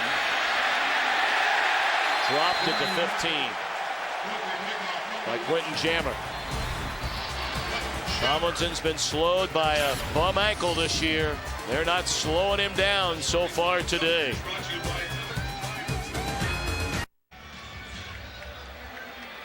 A season best 81 rushing yards for Tomlinson, and we still have better than a quarter and a half to play in San Diego. You know, he rushed for 55 yards, just 13 carries in the season opener. Missed the next 2 with injury. Had 15 rushing yards against the Steelers. As McNabb throws on first down, catch made, and close to another first down. This is just a great, the old counter tray. You see Dielman pulling, Manu Maliuna coming back in behind him. Just a 2, usually a tackle, in this case the tight end. Great kick out block. Manu Maliuna turning it up, and now LaDainian Tomlinson doing what he does best. And now, Dielman, you linemen, you just love this. This is what they live for blocks like that lead to a score. Pro Bowler each of the last 2 seasons is Dielman. The result of the play is a first down, 1st and 10. That was a 10-yard reception just a moment ago. To finish the thought about Tomlinson, you know, Norv Turner alluded to the fact that During a 3-game run after the Steeler game, he went for 70, 71, then 56 yards before just 22 rushing yards last week against the Giants. It felt like the running game would have to improve in the second half. It has today. Catch made by Avant inside the 30. A big block down at the 15-yard line is Avant. What a block by the rookie Jeremy Maclin to spring him for an additional 10 yards. Well, I think we can see why they're so excited about Avant. He's just going to come all the way across the field. He's cross, and then crisscross right there. We heard them tell us yesterday that they needed to run these type of crossing patterns. Nice block at the end by Maclin to get this Charger secondary to step up, and obviously doing all that he can with it. You get an idea of why they're so excited about this young receiver, Avant. 3 catches, 99 yards for Avant.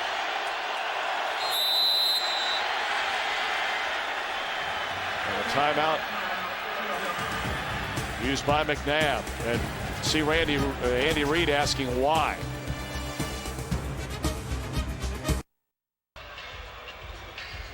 Offensive coordinator Marty Martingwig, who calls the offense for the Philadelphia Eagles, looking for the right play down here in the red zone, because right now the Eagles are trading field goals for touchdowns. They're not going to win this game unless they can come up with a score instead of a field goal.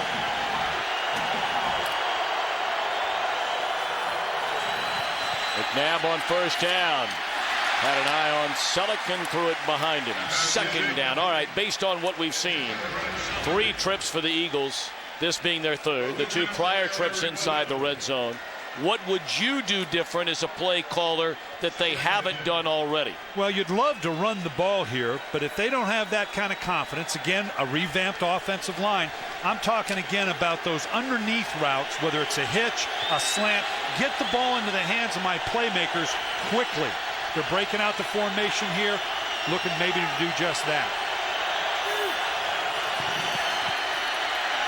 McNabb across the middle and again finds Avant. That gives him a new career high in receiving yards in a game. It was 101.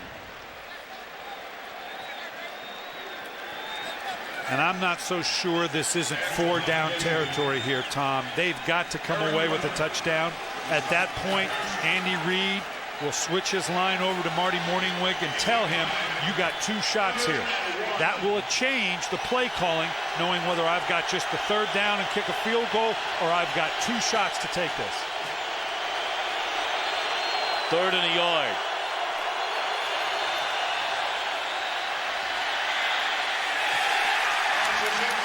Tell you, it makes you wonder. It really makes you wonder. 3rd down and a yard.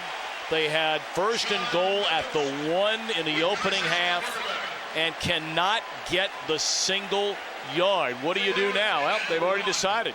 Here comes the field goal unit. Well, this I question. You know, the call is going to be what it is, but I'm not sure you're not at this point in the game with 5:54 to go in the 3rd quarter. You got to come away with a touchdown. Trading field goals for touchdowns, the math doesn't add up. 25 yards for Akers. And a 3rd field goal on the afternoon. 3 trips in the red zone, 9 points for McNabb and the Eagles offense.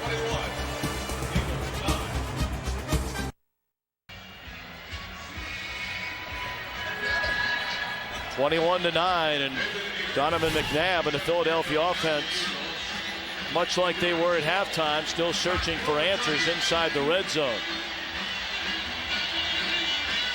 Is that a 911 call? You tell me. Looking for some help. Sproles plays it on a bounce. Out across the 35. There is a penalty flag down where they kicked off. So they could be tacking on yardage to this return. It's offsides against Philadelphia on the kick. Wow. Offside, kicking team, number 23. 5-yard penalty from the end of the run. First down. This is the West Coast sprint option. Go to the flat, work to the back of the end zone and pivot back. Donovan may have been on the phone going, how come he didn't work his way back? He's got no option underneath. Maybe possibly waiting for Deshaun Jackson to work back outside. Right now, it's just not working in the red zone for the Philadelphia Eagles. Still a long way to go.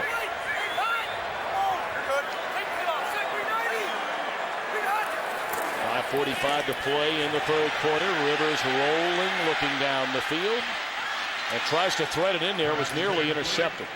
He was looking for Vincent Jackson. Quentin Michael right there nearly came away with a pick. Well, we've seen a handful of these of him breaking outside again in this booter waggle. You always have the late comeback. I don't know that that wasn't an ill-advised late throw. That's one I don't know if I'm up 21-9 that I'm going to take a chance on that kind of throw. Phillip Rivers thinking he could slip it in low enough to the outside receiver. Rivers has hit on 10 of 14, 108 yards and a touchdown. He's checking something, seeing pressure here.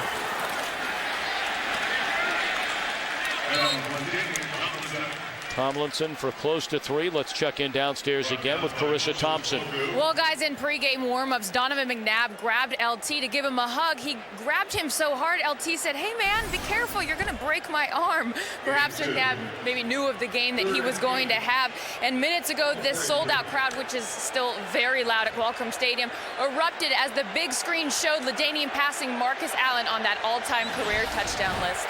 What a career it has been for Tomlinson. On a 3rd down and 8.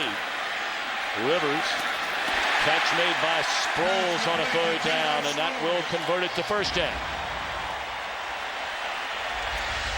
That's the first 3rd down conversion today for the San Diego Chargers, and on a 3rd and long. You're going to see right here, he escapes. Phillip Rivers is, and don't take this wrong, he's an awkward-looking quarterback. He doesn't have the most fluid of action, but he gets the ball out quickly, and he's extremely accurate. Sheldon Brown again is out of the game as they go from the Wildcat formation. LaDainian Tomlinson for a couple of yards on first down. Tomlinson zeroing in on a 100-yard rushing day. He's 15 yards short right now. You know, everybody's doing the Wildcat, and against good defenses, it's semi-useless. It's a change-up. It can be fun. I'm sure the players enjoy it. But if I got Phillip Rivers at quarterback, I'm not sure I take him out from under center for a single snap. That's just me. Well, you see number 66 limping up to the line of scrimmage. Jeremy Clary, their right tackle, shaken up on that last play.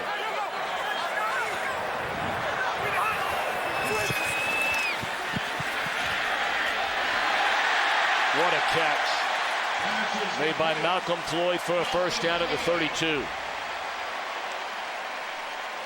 This is just a great, this is a little bit behind. You got a big receiver like Floyd just going to run an in cut here. Pull it back out with Jackson underneath. Phillip Rivers put the ball where he had to for it to be complete. That's a great catch by Malcolm Floyd. You know, it's interesting, Sean McDermott said these guys play above the rim. A basketball term to say with this size, all the balls are just high to where only they can get them.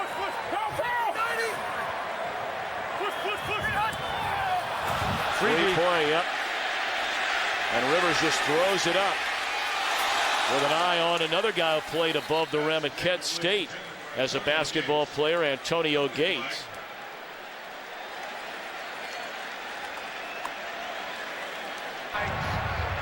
Offside. Defense, number 58. 5-yard penalty. Replay, first down. Tell you, we've not heard much from Trent Cole today. Came in with 7.5 sacks.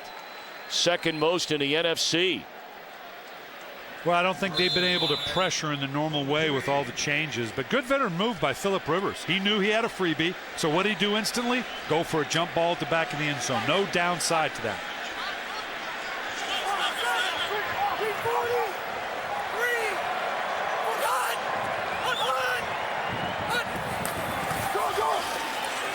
Back to Tomlinson, and he's dropped for a 2-yard loss. Gokong and Trevor Laws there to slow him down and bring him down.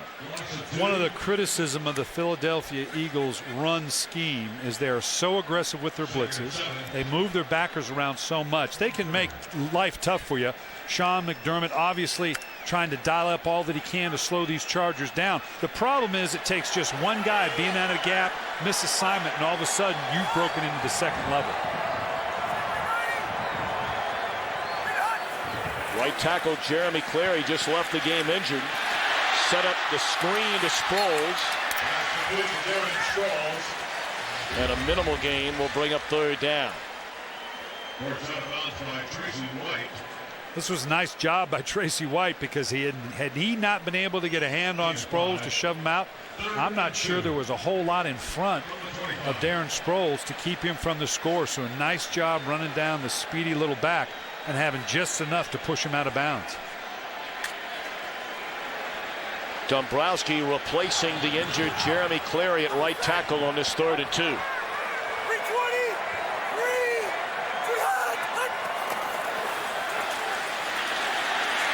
Neither team able to convert on 3rd and short. Running the ball, there is a flag down, and if this is against the Eagles, it would be their 8th penalty of the game. Penalties have hurt this Eagles team all year long, despite their 5-3 record. Outside defense, number 28, lining up beyond the neutral zone. 5-yard penalty, first down. And it's a real shame. They just ran the little counter play that they had scored earlier with LT. Did a nice job blowing it up, but it's all for naught because San Diego gets a new sets down. Well, you see the penalty yards and the number of penalties. Philadelphia averages a little over 7 penalties a game for better than 60 yards a game. The 5th most penalized team in the league. And that's uncharacteristic of an Andy Reid coach team. A lot of checking going on by Rivers right now. Pump fake. Wide open, Nene. Touchdown.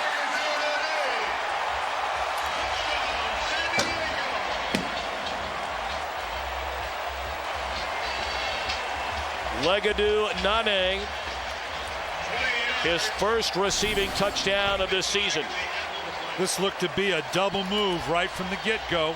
Seeing the one-on-one coverage on the outside because of the pressure. I'm not quite sure who Asante Samuel thought was going to be behind him, because he just stood flat-footed as he got ran by. I'm not quite sure if he thought a safety was going to be back there or whether he was going to throw the slant. Unsportsmanlike conduct, excessive celebration, offense, number 11. The 15-yard penalty will be assessed on the kickoff. Well, we told you Legadou without a touchdown this season, so maybe he forgot the rules about celebrating. Yeah, sometimes those emotions get the better of you. He was excited to get that first touchdown. That's the first of his career. In the regular season, he had one in the playoffs last year.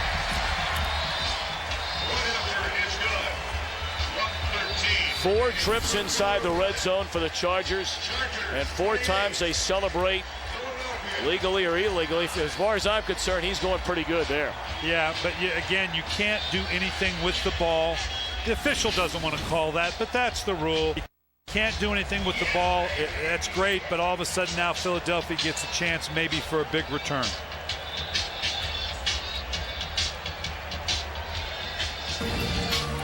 Weekdays at foxsports.com. Lunch with benefits. Original programming coming your way Monday through Friday at 1 p.m. Eastern. And again, the coaches joining Brian Billick Tuesday at 1 Eastern, 10 a.m. Pacific. On Coach Speak, well, you got a winner today in Fox. McCarthy's still playing. Wade Phillips is playing against McCarthy's team. You know, it's amazing. Those conversations are always a lot more fun after they win than when they lose. What a I know surprise. that's hard to figure out, but... What were you like after a loss? A little cranky? I mean, you're cranky in general, but outside of that... I was cranky because I didn't sleep. I never, after a loss, you just don't sleep that night. You can't intellectualize and say, I know I'm going to wear myself out, but there's just no removing yourself from the emotion of it, and so you're tired for the entire week because you're sleep deprived. Well, after the penalty, they'll kick off from the 15. Macho Harris is standing at the 20.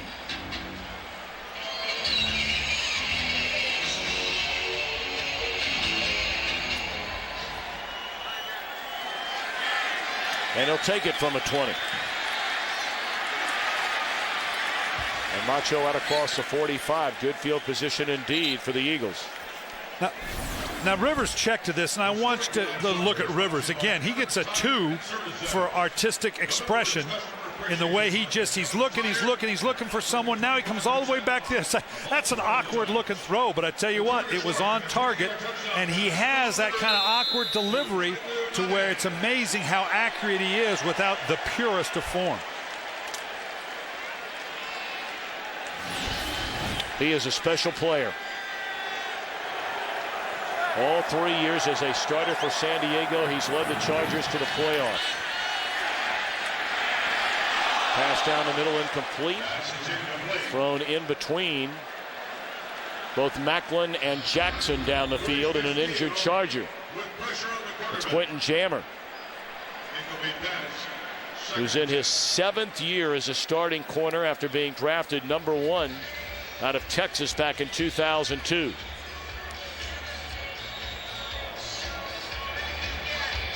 You know, that throw there in particular, we talked a little bit with, as we see them attending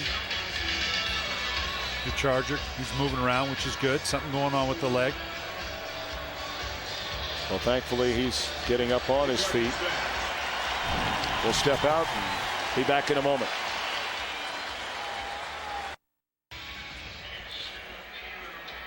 Jammer appears to be okay after taking a hit from his own teammate, Eric Weddle. Yeah, this is just friendly fire here. Weddle coming across, trying to break it up. You'll see him coming in from the outside right into here, and boom. Fortunately, his leg was off the ground, or that could have been a lot more serious. Hopefully, it's just a bruise.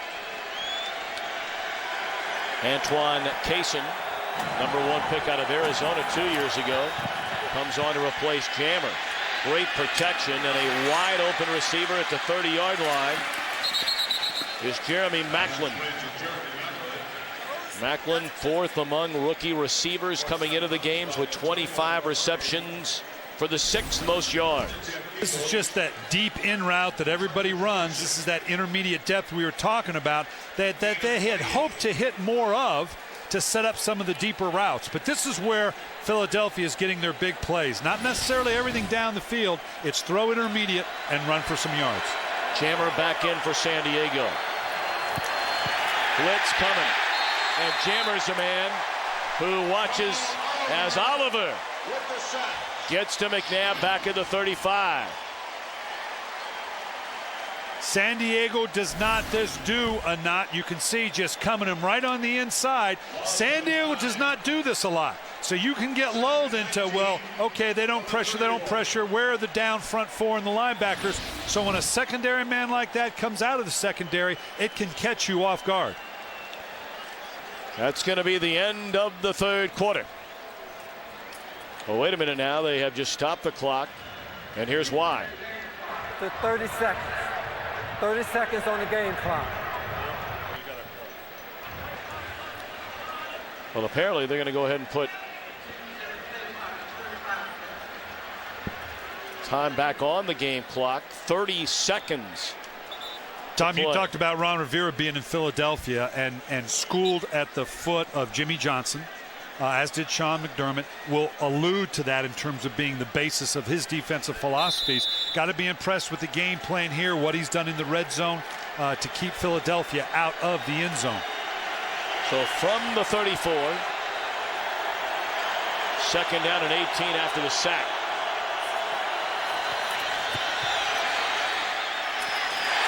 Nearly intercepted by Kevin Burnett, who's been all over the field here today after losing his starting spot to Brandon Seiler the last 2 weeks.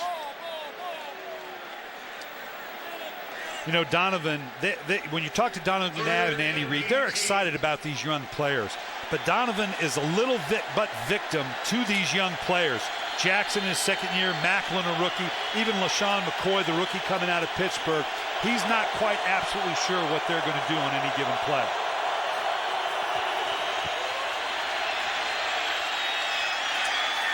What a catch made by Avant. Unbelievable play made by Avant, who is having a career day here today.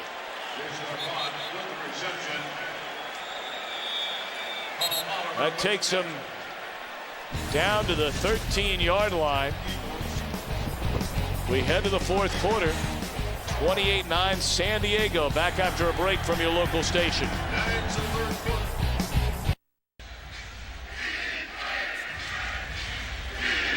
Now we're ready to now we're back down to the red zone, Tom, and it's the same thing. They have got to come up with the right formula here. I still think they need to find a way to get the ball in the hands of a receiver that can run it into the end zone. I don't know they're going to get an end zone shot. And they hand it off. And a late flag comes in.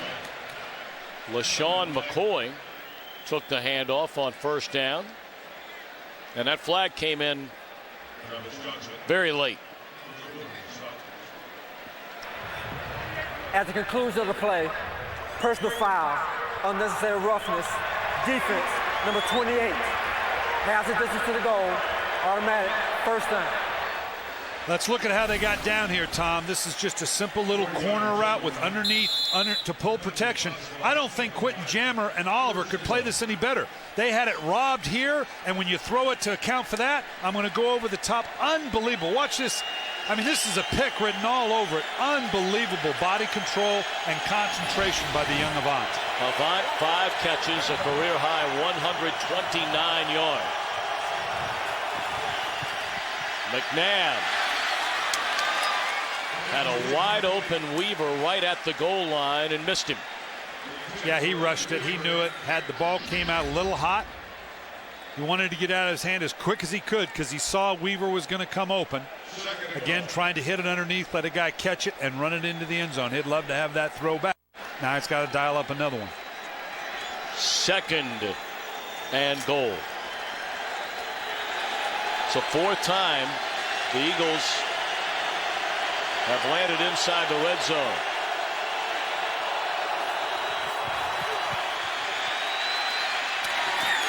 Nearly intercepted, perhaps should have been intercepted by Stephen Cooper.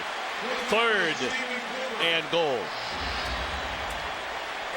Everything about the Charger defense says we're going to put bodies in the end zone, and if you throw underneath, rally up to it. There's just a lot of bodies to deal with. That was almost a hope against hope that I could get it in there before the linebacker was going to be able to step in front of it.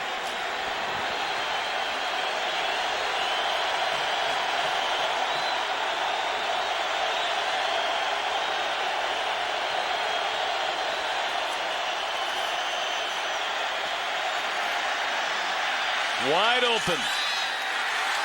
And the catch is made finally for a touchdown by Jeremy Macklin.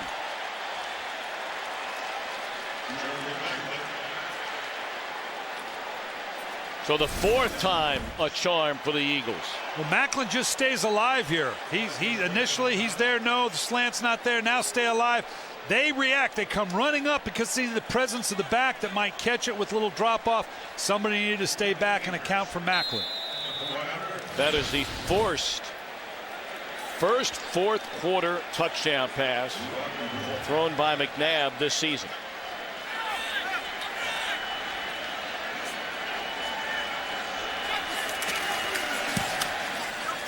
Point after good. So a 12-point spread with nearly an entire quarter to play in San Diego.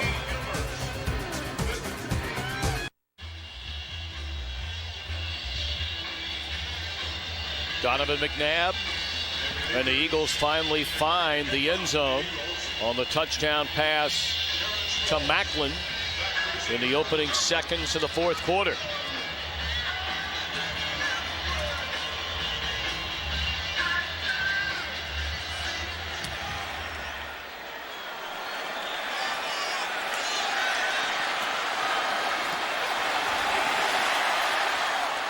Sproles brings it out to the 28-yard line.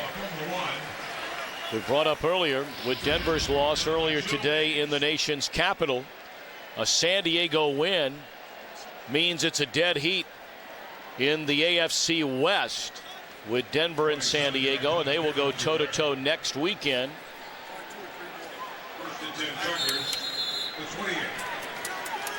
Ron Turner now, or Norv Turner, his brother Ron I coached with at Stanford. This is where now your running game in the fourth quarter, can we run the ball well enough to put this thing away?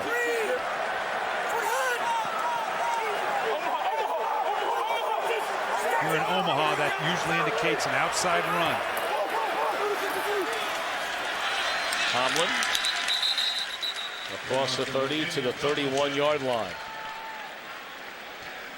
There, Philip Rivers was yelling Omaha, Omaha. That's kind of a universal, usually the O standing for some type of outside run.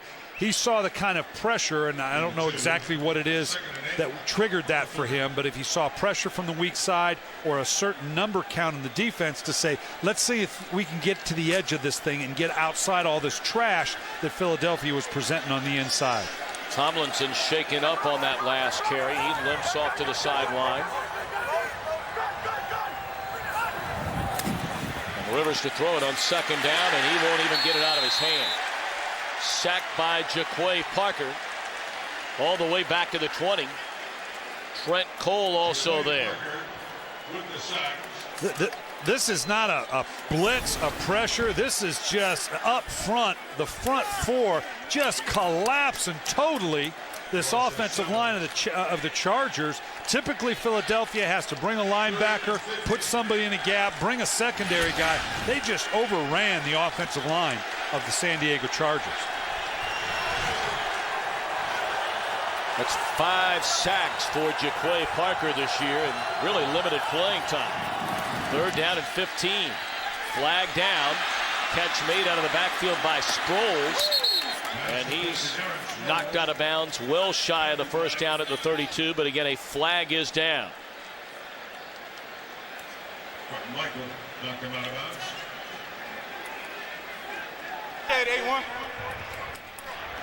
Illegal formation. Offense. Number 73 was not lined up on the end of the line of scrimmage. Line up on the line of scrimmage. The Eagles clearly will decline the penalty. Decline. Fourth down. Which brings on the punt team.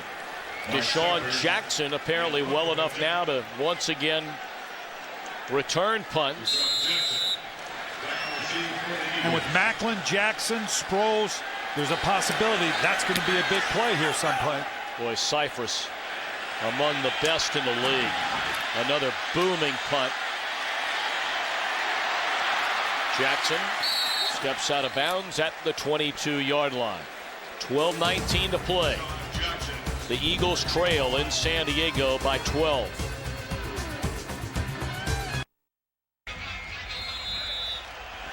Still a long way to go. Nearly a full quarter to play in San Diego. The Eagles are down 28-16, starting this drive from their own 22-yard line. Jackson shoved out of bounds after an 11-yard gain. McNabb has already thrown the ball 40 times for well over 300 yards. The touchdown a moment ago, a career day for Avant.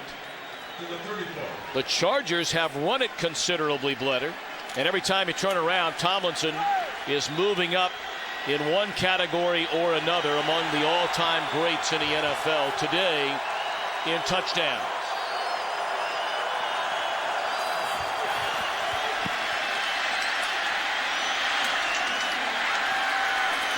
Crossing route, again it's Avant. He steps out of bounds at the 40-yard line. You have to be impressed with Philadelphia's offensive line. Westbrook, that's been the nemesis for Westbrook, not being able to finish a full season. But you got to be impressed with this offensive line, the Philadelphia Eagles. San Diego has had 5 sacks in each of the last 3 games, and they've not been able to get appreciable pressure on McNabb so far. 45. They've had all kinds of clock issues here today in San Diego. No team in the NFL has thrown the ball over a 10-year period of time than the Philadelphia Eagles. So 40 attempts, 50 attempts, they're okay with that because that's what they do.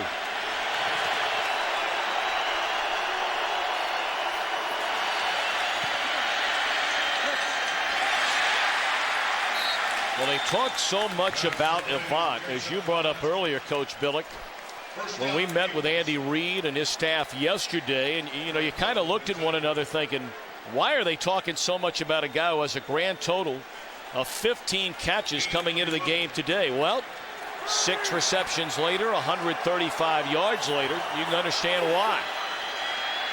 Screen to McCoy, still on his feet.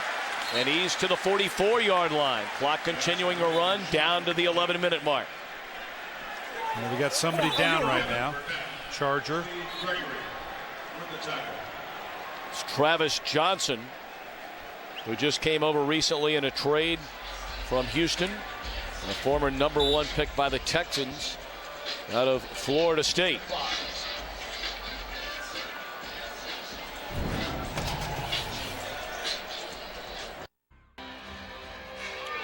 Travis Johnson able to get up and walk off the field. He appears to be okay. That's good news. Donovan McNabb and the Eagles trailing 28-16 with 10:57 to play in regulation. What are you thinking if you're on the Philadelphia sideline right now? As bad as this has been right now and trading field goals, I just need a score. I just need to make this a one-score game. And if we can get down in the end zone, there's plenty of time to make a run at this thing.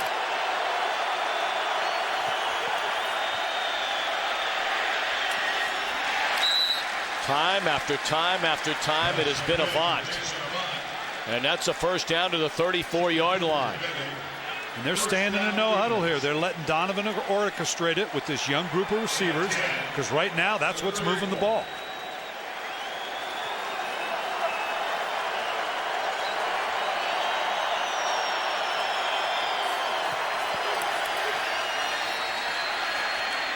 Crossing route, Brown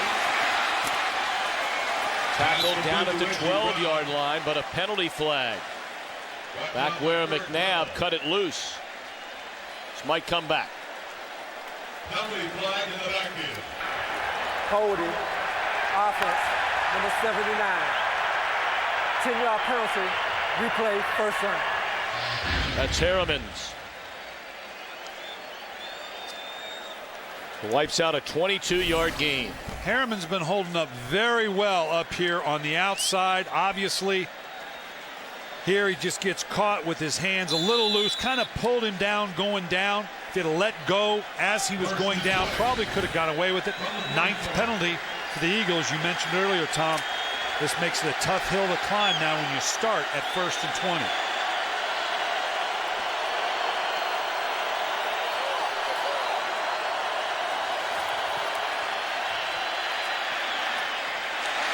Selleck run out of bounds. Clock will continue to run at the 32-yard line. Under 10 minutes to play in San Diego. And the Eagles not huddling up. Even with the ball stopped out of bounds, I'm surprised they wouldn't huddle up. San Diego's been very, very passive here. At some point, they may need to dial up some pressure. 4-man rush. McCoy out of the backfield.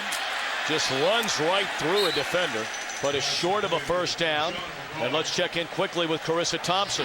Guys, bad news for Brian Westbrook. Remember, he sustained that concussion October 26th against Washington. Then he battled ankle injuries. He is now out with another concussion. Oh, boy. We certainly wish him well. 3rd down and 2. And cannot get the first down. What a play made by Sean Phillips. Well, now the Eagles have to go on 4th down. had the initial seam, just a quick little draw play, trying to draw him upfield. Doesn't see it inside, trying to get to the outside. Now he's taken a 1 or 2 yard run. He's got to go 10, 12 yards to get to the outside to get that same 1 or 2 yards. Just too far to go. Nice job stepping up on the outside by Phillips, and then Jammer coming up to finish it off. Well, the Eagles use their second timeout. 8:34 to go. A lot of time left in this game and a lot of football left to talk about here on Fox on this Sunday. How about it, Kurt Menefee? Coming up in the OT post-game show, scores, highlights, and reaction from a nail-biting day in the NFL. Plus exclusive locker room access and a first look at the brand new BCS standings. All that and more right after your game on the OT. Back to Thom, Brian, and Charissa. Thanks so much, Kurt. A 4th down and 4 upcoming for the Eagles. It's pretty much game right here. If you fail to convert, you're in a world of trouble.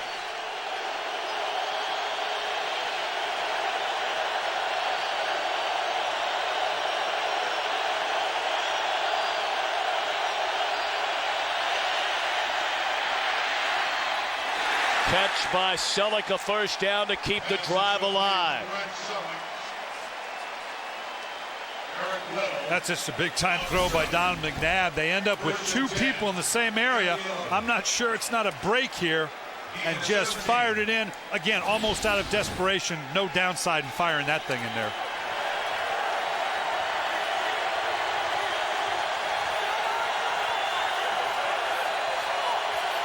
Fifth trip today for the Eagles inside the red zone.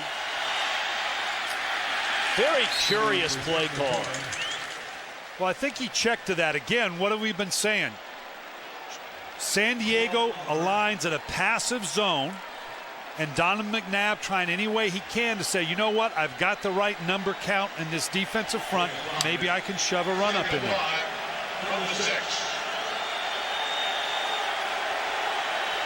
4 possessions already in the red zone. 3 field goals and a touchdown. A must touchdown in this trip. McNabb threw it away under heavy pressure from both Merriman and Luis Castillo. This is that tough area inside the 10. You'll usually have 5 or 6 plays in your pocket. Keep in mind now how condensed the area is. So there's a lot of bodies moving here. This is a difficult place to orchestrate some things in terms of throwing the ball because there's just so many bodies to account for. But this is what Donovan McNabb normally does well. Hasn't been real productive today, but this is usually right in his wheelhouse.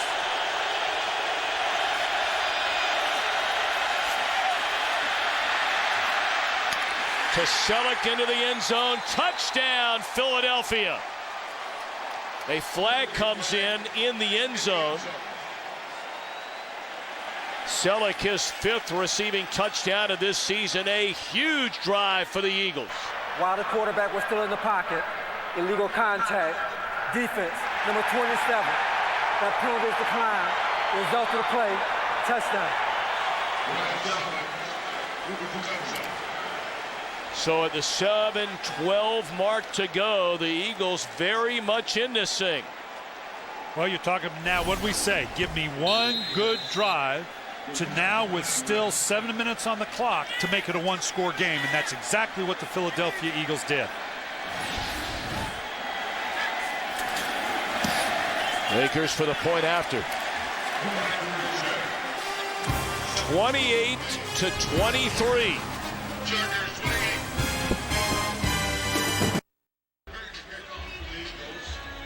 Very much a game here in San Diego after a 12-play, 77-yard drive. You notice McNabb threw for 84 yards, and it was only a 77-yard drive. You got to remember the holding penalty took away the total yards on that drive. Sproles dropped at the 23-yard line. Bring you up to speed on some other games being played late in the afternoon. How about the Green Bay Packers? Losers to Tampa Bay, shutting out Dallas in the fourth quarter. Kansas City in front of Oakland by 3. Arizona, a slim 4-point lead over Seattle. I don't know how you figure out who's good in the NFC East. I couldn't agree with you more. It's just so up and down from one week to the next. And just about all their wins are against the same teams that are having down years. Rivers a first down throw. The catch is made by Tolbert. Let's send it up the road again to Kurt Menefee for a game break. Well, why don't you guys try to figure out the NFC West? Arizona struggling all day, but suddenly beating Wells has scored back-to-back touchdowns. And the Cardinals lead Seattle 24-20. 11 minutes to go in the fourth quarter in that one. Thom and Brian. Beanie's fired up after his alma mater clinched the first BCS Bowl and birth of this college football season yesterday in Columbus. Jackson, a catch, stays in bounds wisely at the 38, a first down.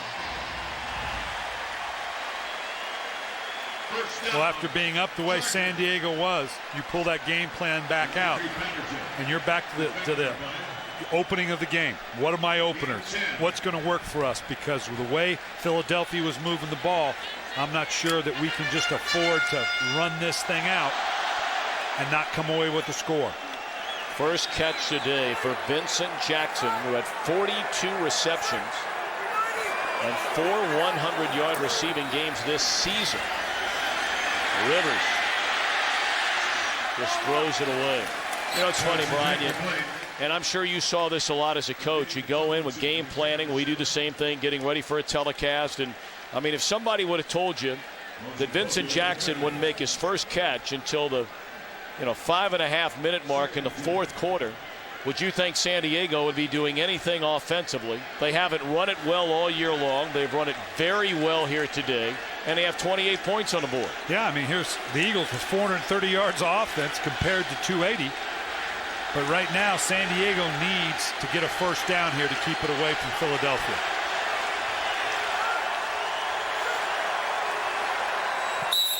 First timeout used here in the second half by the Chargers. Bear in mind, Philadelphia burned a timeout very early in the third quarter, burned a timeout before the fourth down on the last drive, so the Eagles have just one of those left. Where do you start getting a little antsy, a little nervous, if you're the team trailing in this situation about, how much time you're going to need when you get the ball back? Well, it's more right now about Andy Reid talking to Sean McDermott about, I don't know what your game plan says for what you think they're going to do, but we need a stop here. You may have to come out of whatever your call is, blitz more, put more people on the line of scrimmage, maybe take more chances, but we can't afford to bleed to death slowly here. All right, meanwhile, if you're North Turner, you have a lead with 5:42 left, 2nd and 10. I think we see it in that they're throwing the ball a great deal more. You could say, well, you need to run the ball here. I think Philadelphia is presenting fronts and coverages that say, we're not going to let you run it. And Phillip Rivers saying, fine, I'll throw myself to a first down.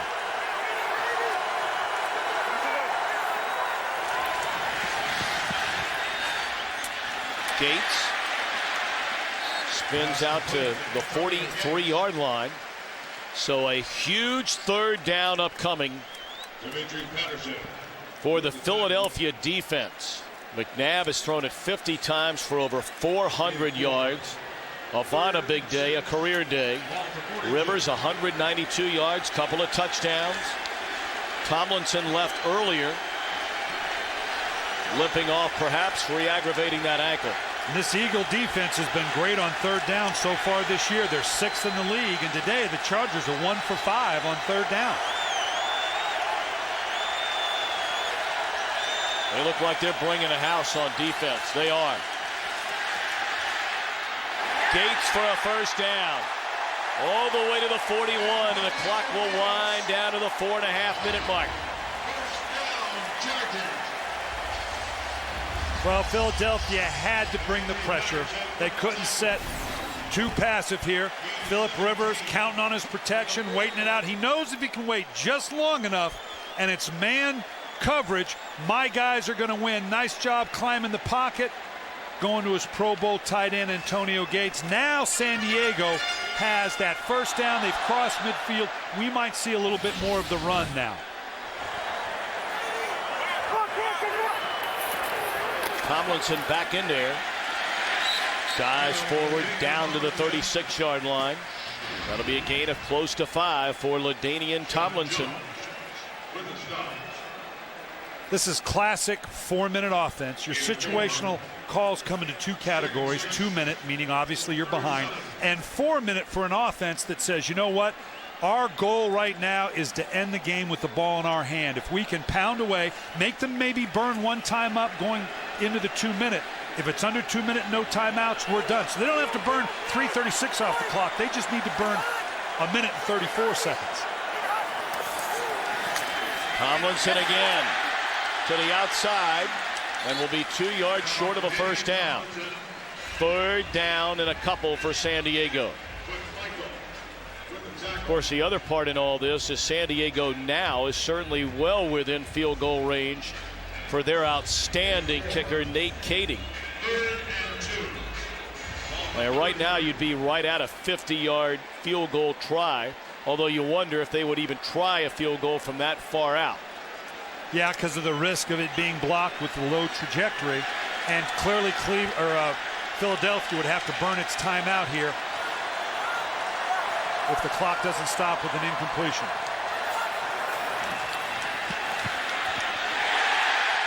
Nane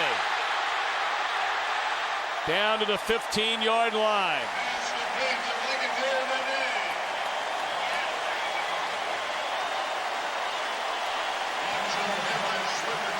A gain of 18 on 3rd down. There again, the Eagles almost obligatory have to bring pressure. They try to run a bunch route to get a pick open. Nice job. The DB falls down. They run that bunched up look to try to pick coverage off in what they knew had to be. Again, here, look at just off balance, shoulder lifts, but he gets the ball out of his hand so quickly and it goes where he wants it to go. And he knows what this means. Now you're going to see run, run, run, run.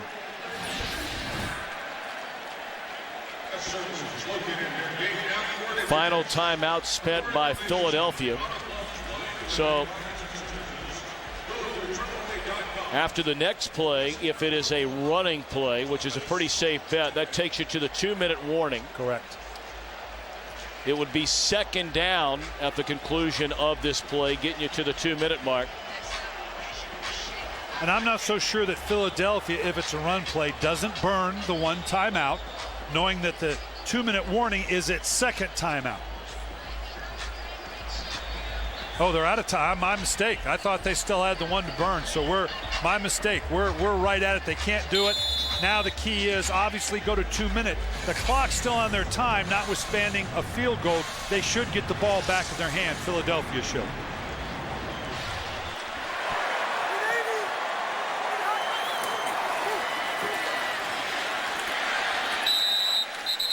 Tomlinson protecting that football. It came loose after he was already ruled down. And now for San Diego, you do 1 of 2 things in your play call. Is you let it go down and snap the ball late. They might even use their timeouts.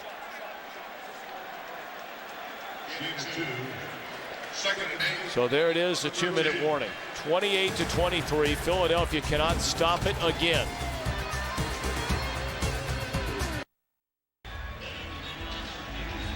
This current San Diego drive began at their own 23-yard line. Protecting a 5-point lead.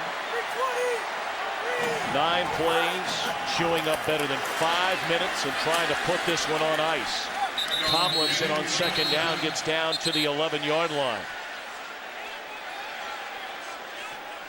Our game produced today by Bob Stenner, directed by Rich Dewey. Our associate director is Charles McDonald. And our broadcast associate, a Philadelphia native, Bill Cullen. Our technical producer is Matt Benedict. The senior producer at Fox Sports, Bill Brown. The executive producers, Ed Gorin and David Hill. Thank our entire crew here in San Diego. Under 1:30 to go. Philadelphia out of timeouts. Tomlinson, what a tackle made by Dimitri Patterson. So that ends the drive, and they're going to let that clock continue to tick away. 30 seconds still remaining on the play clock. So roughly a 32-second spread, game clock and play clock. San Diego, with a win today, goes into a first-place tie with Denver. And those two will lock up in the Mile High City next weekend. 3 of the next 4 on the road for the Chargers.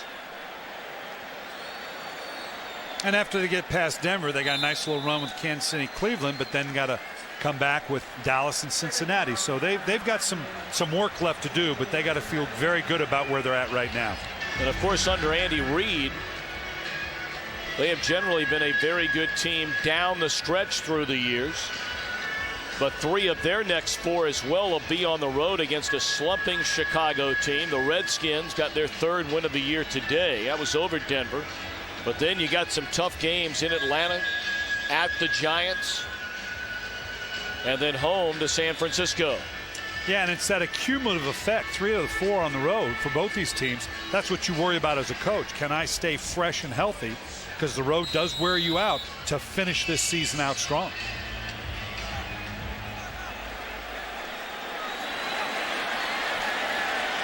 The Eagles going to try and come up with a big play here. Can't do it. Field goal is good by Kading. He has been perfect. 13 for 13 inside of 30 yards this season.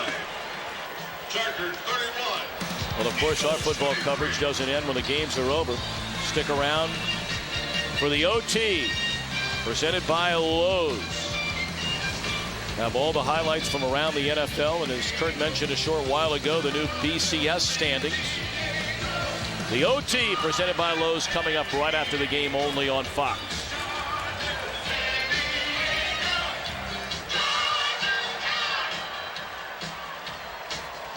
I think you brought up a legitimate question a little while ago.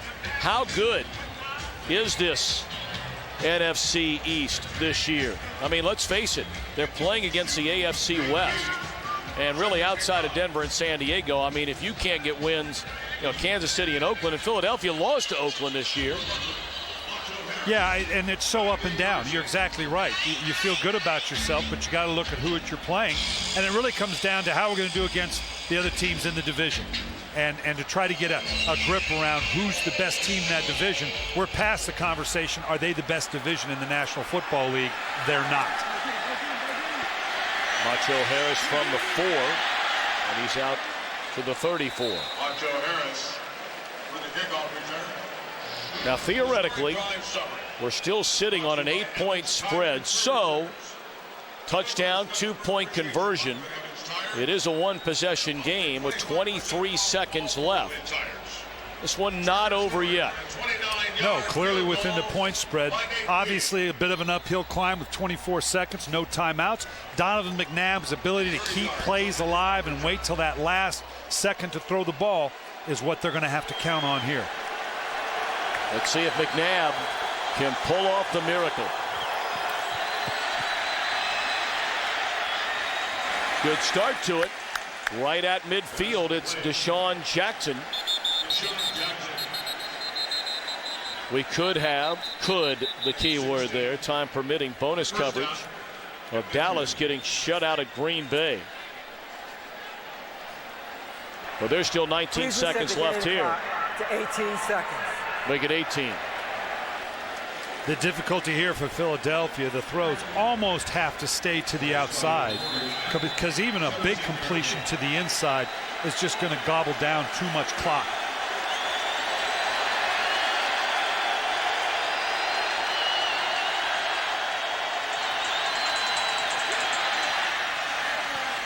Incomplete, 14 seconds, 13 now remaining. John Jackson, the intended receivers. Quentin Jenner, Stephen Cooper defending. 2nd and 10. These are the tough calls for you as a coach because you always, you know, Marty Morningwig, you can practice this all you want, but the throws you've got designed for it against this pass of a defense, typically not a lot of great options. You're just counting on the athleticism and the abilities of your players. Eric Weddle is standing all the way back at the 10-yard line. Catch by Macklin to the 33. 9 seconds remain. Of course, you know, you think about playing safety first. San Diego would be in first right now if it weren't for that miracle play on the opening week of the season by the Denver Broncos. The final second win on the tip ball in Cincinnati. Yeah, I mean, it's those kind of, typically in an NFL season, it literally can come down to 5 or 6 plays over the course of an entire season that decide those types of things. You can see everybody's backed up out of the picture frame here. McNabb throwing to the end zone. Still 2 seconds, making 3 seconds left. No, it is 2. Talked about some of the issues they've had on the clock here in San Diego today. So 2 seconds remain. Is there any other play besides just a Hail Mary here? No, right now there's no design to this. There's no schematics you can put to it.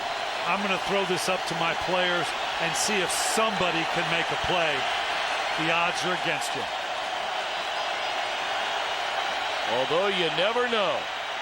McNabb buying some time. Fires. It's intercepted in the end zone. The game is over.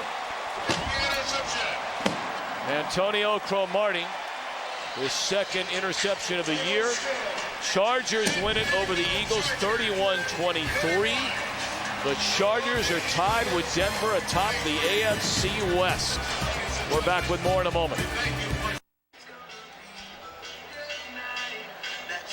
San Diego 31-23 winners over Philadelphia. Our 7-word recap brought to you by the new simplified Windows 7. We're going to simplify this game to 7 words. LT and Rivers give Eagles the shivers. That's the 7-word recap brought to you by the new simplified Windows 7 and Coach Brian Billick. Coach, enjoyed it. See you next week. So we say so long from San Diego. Right now we're going to take you to bonus coverage of the Dallas Cowboys and the Green Bay Packers. We join Joe Buck and Troy Aikman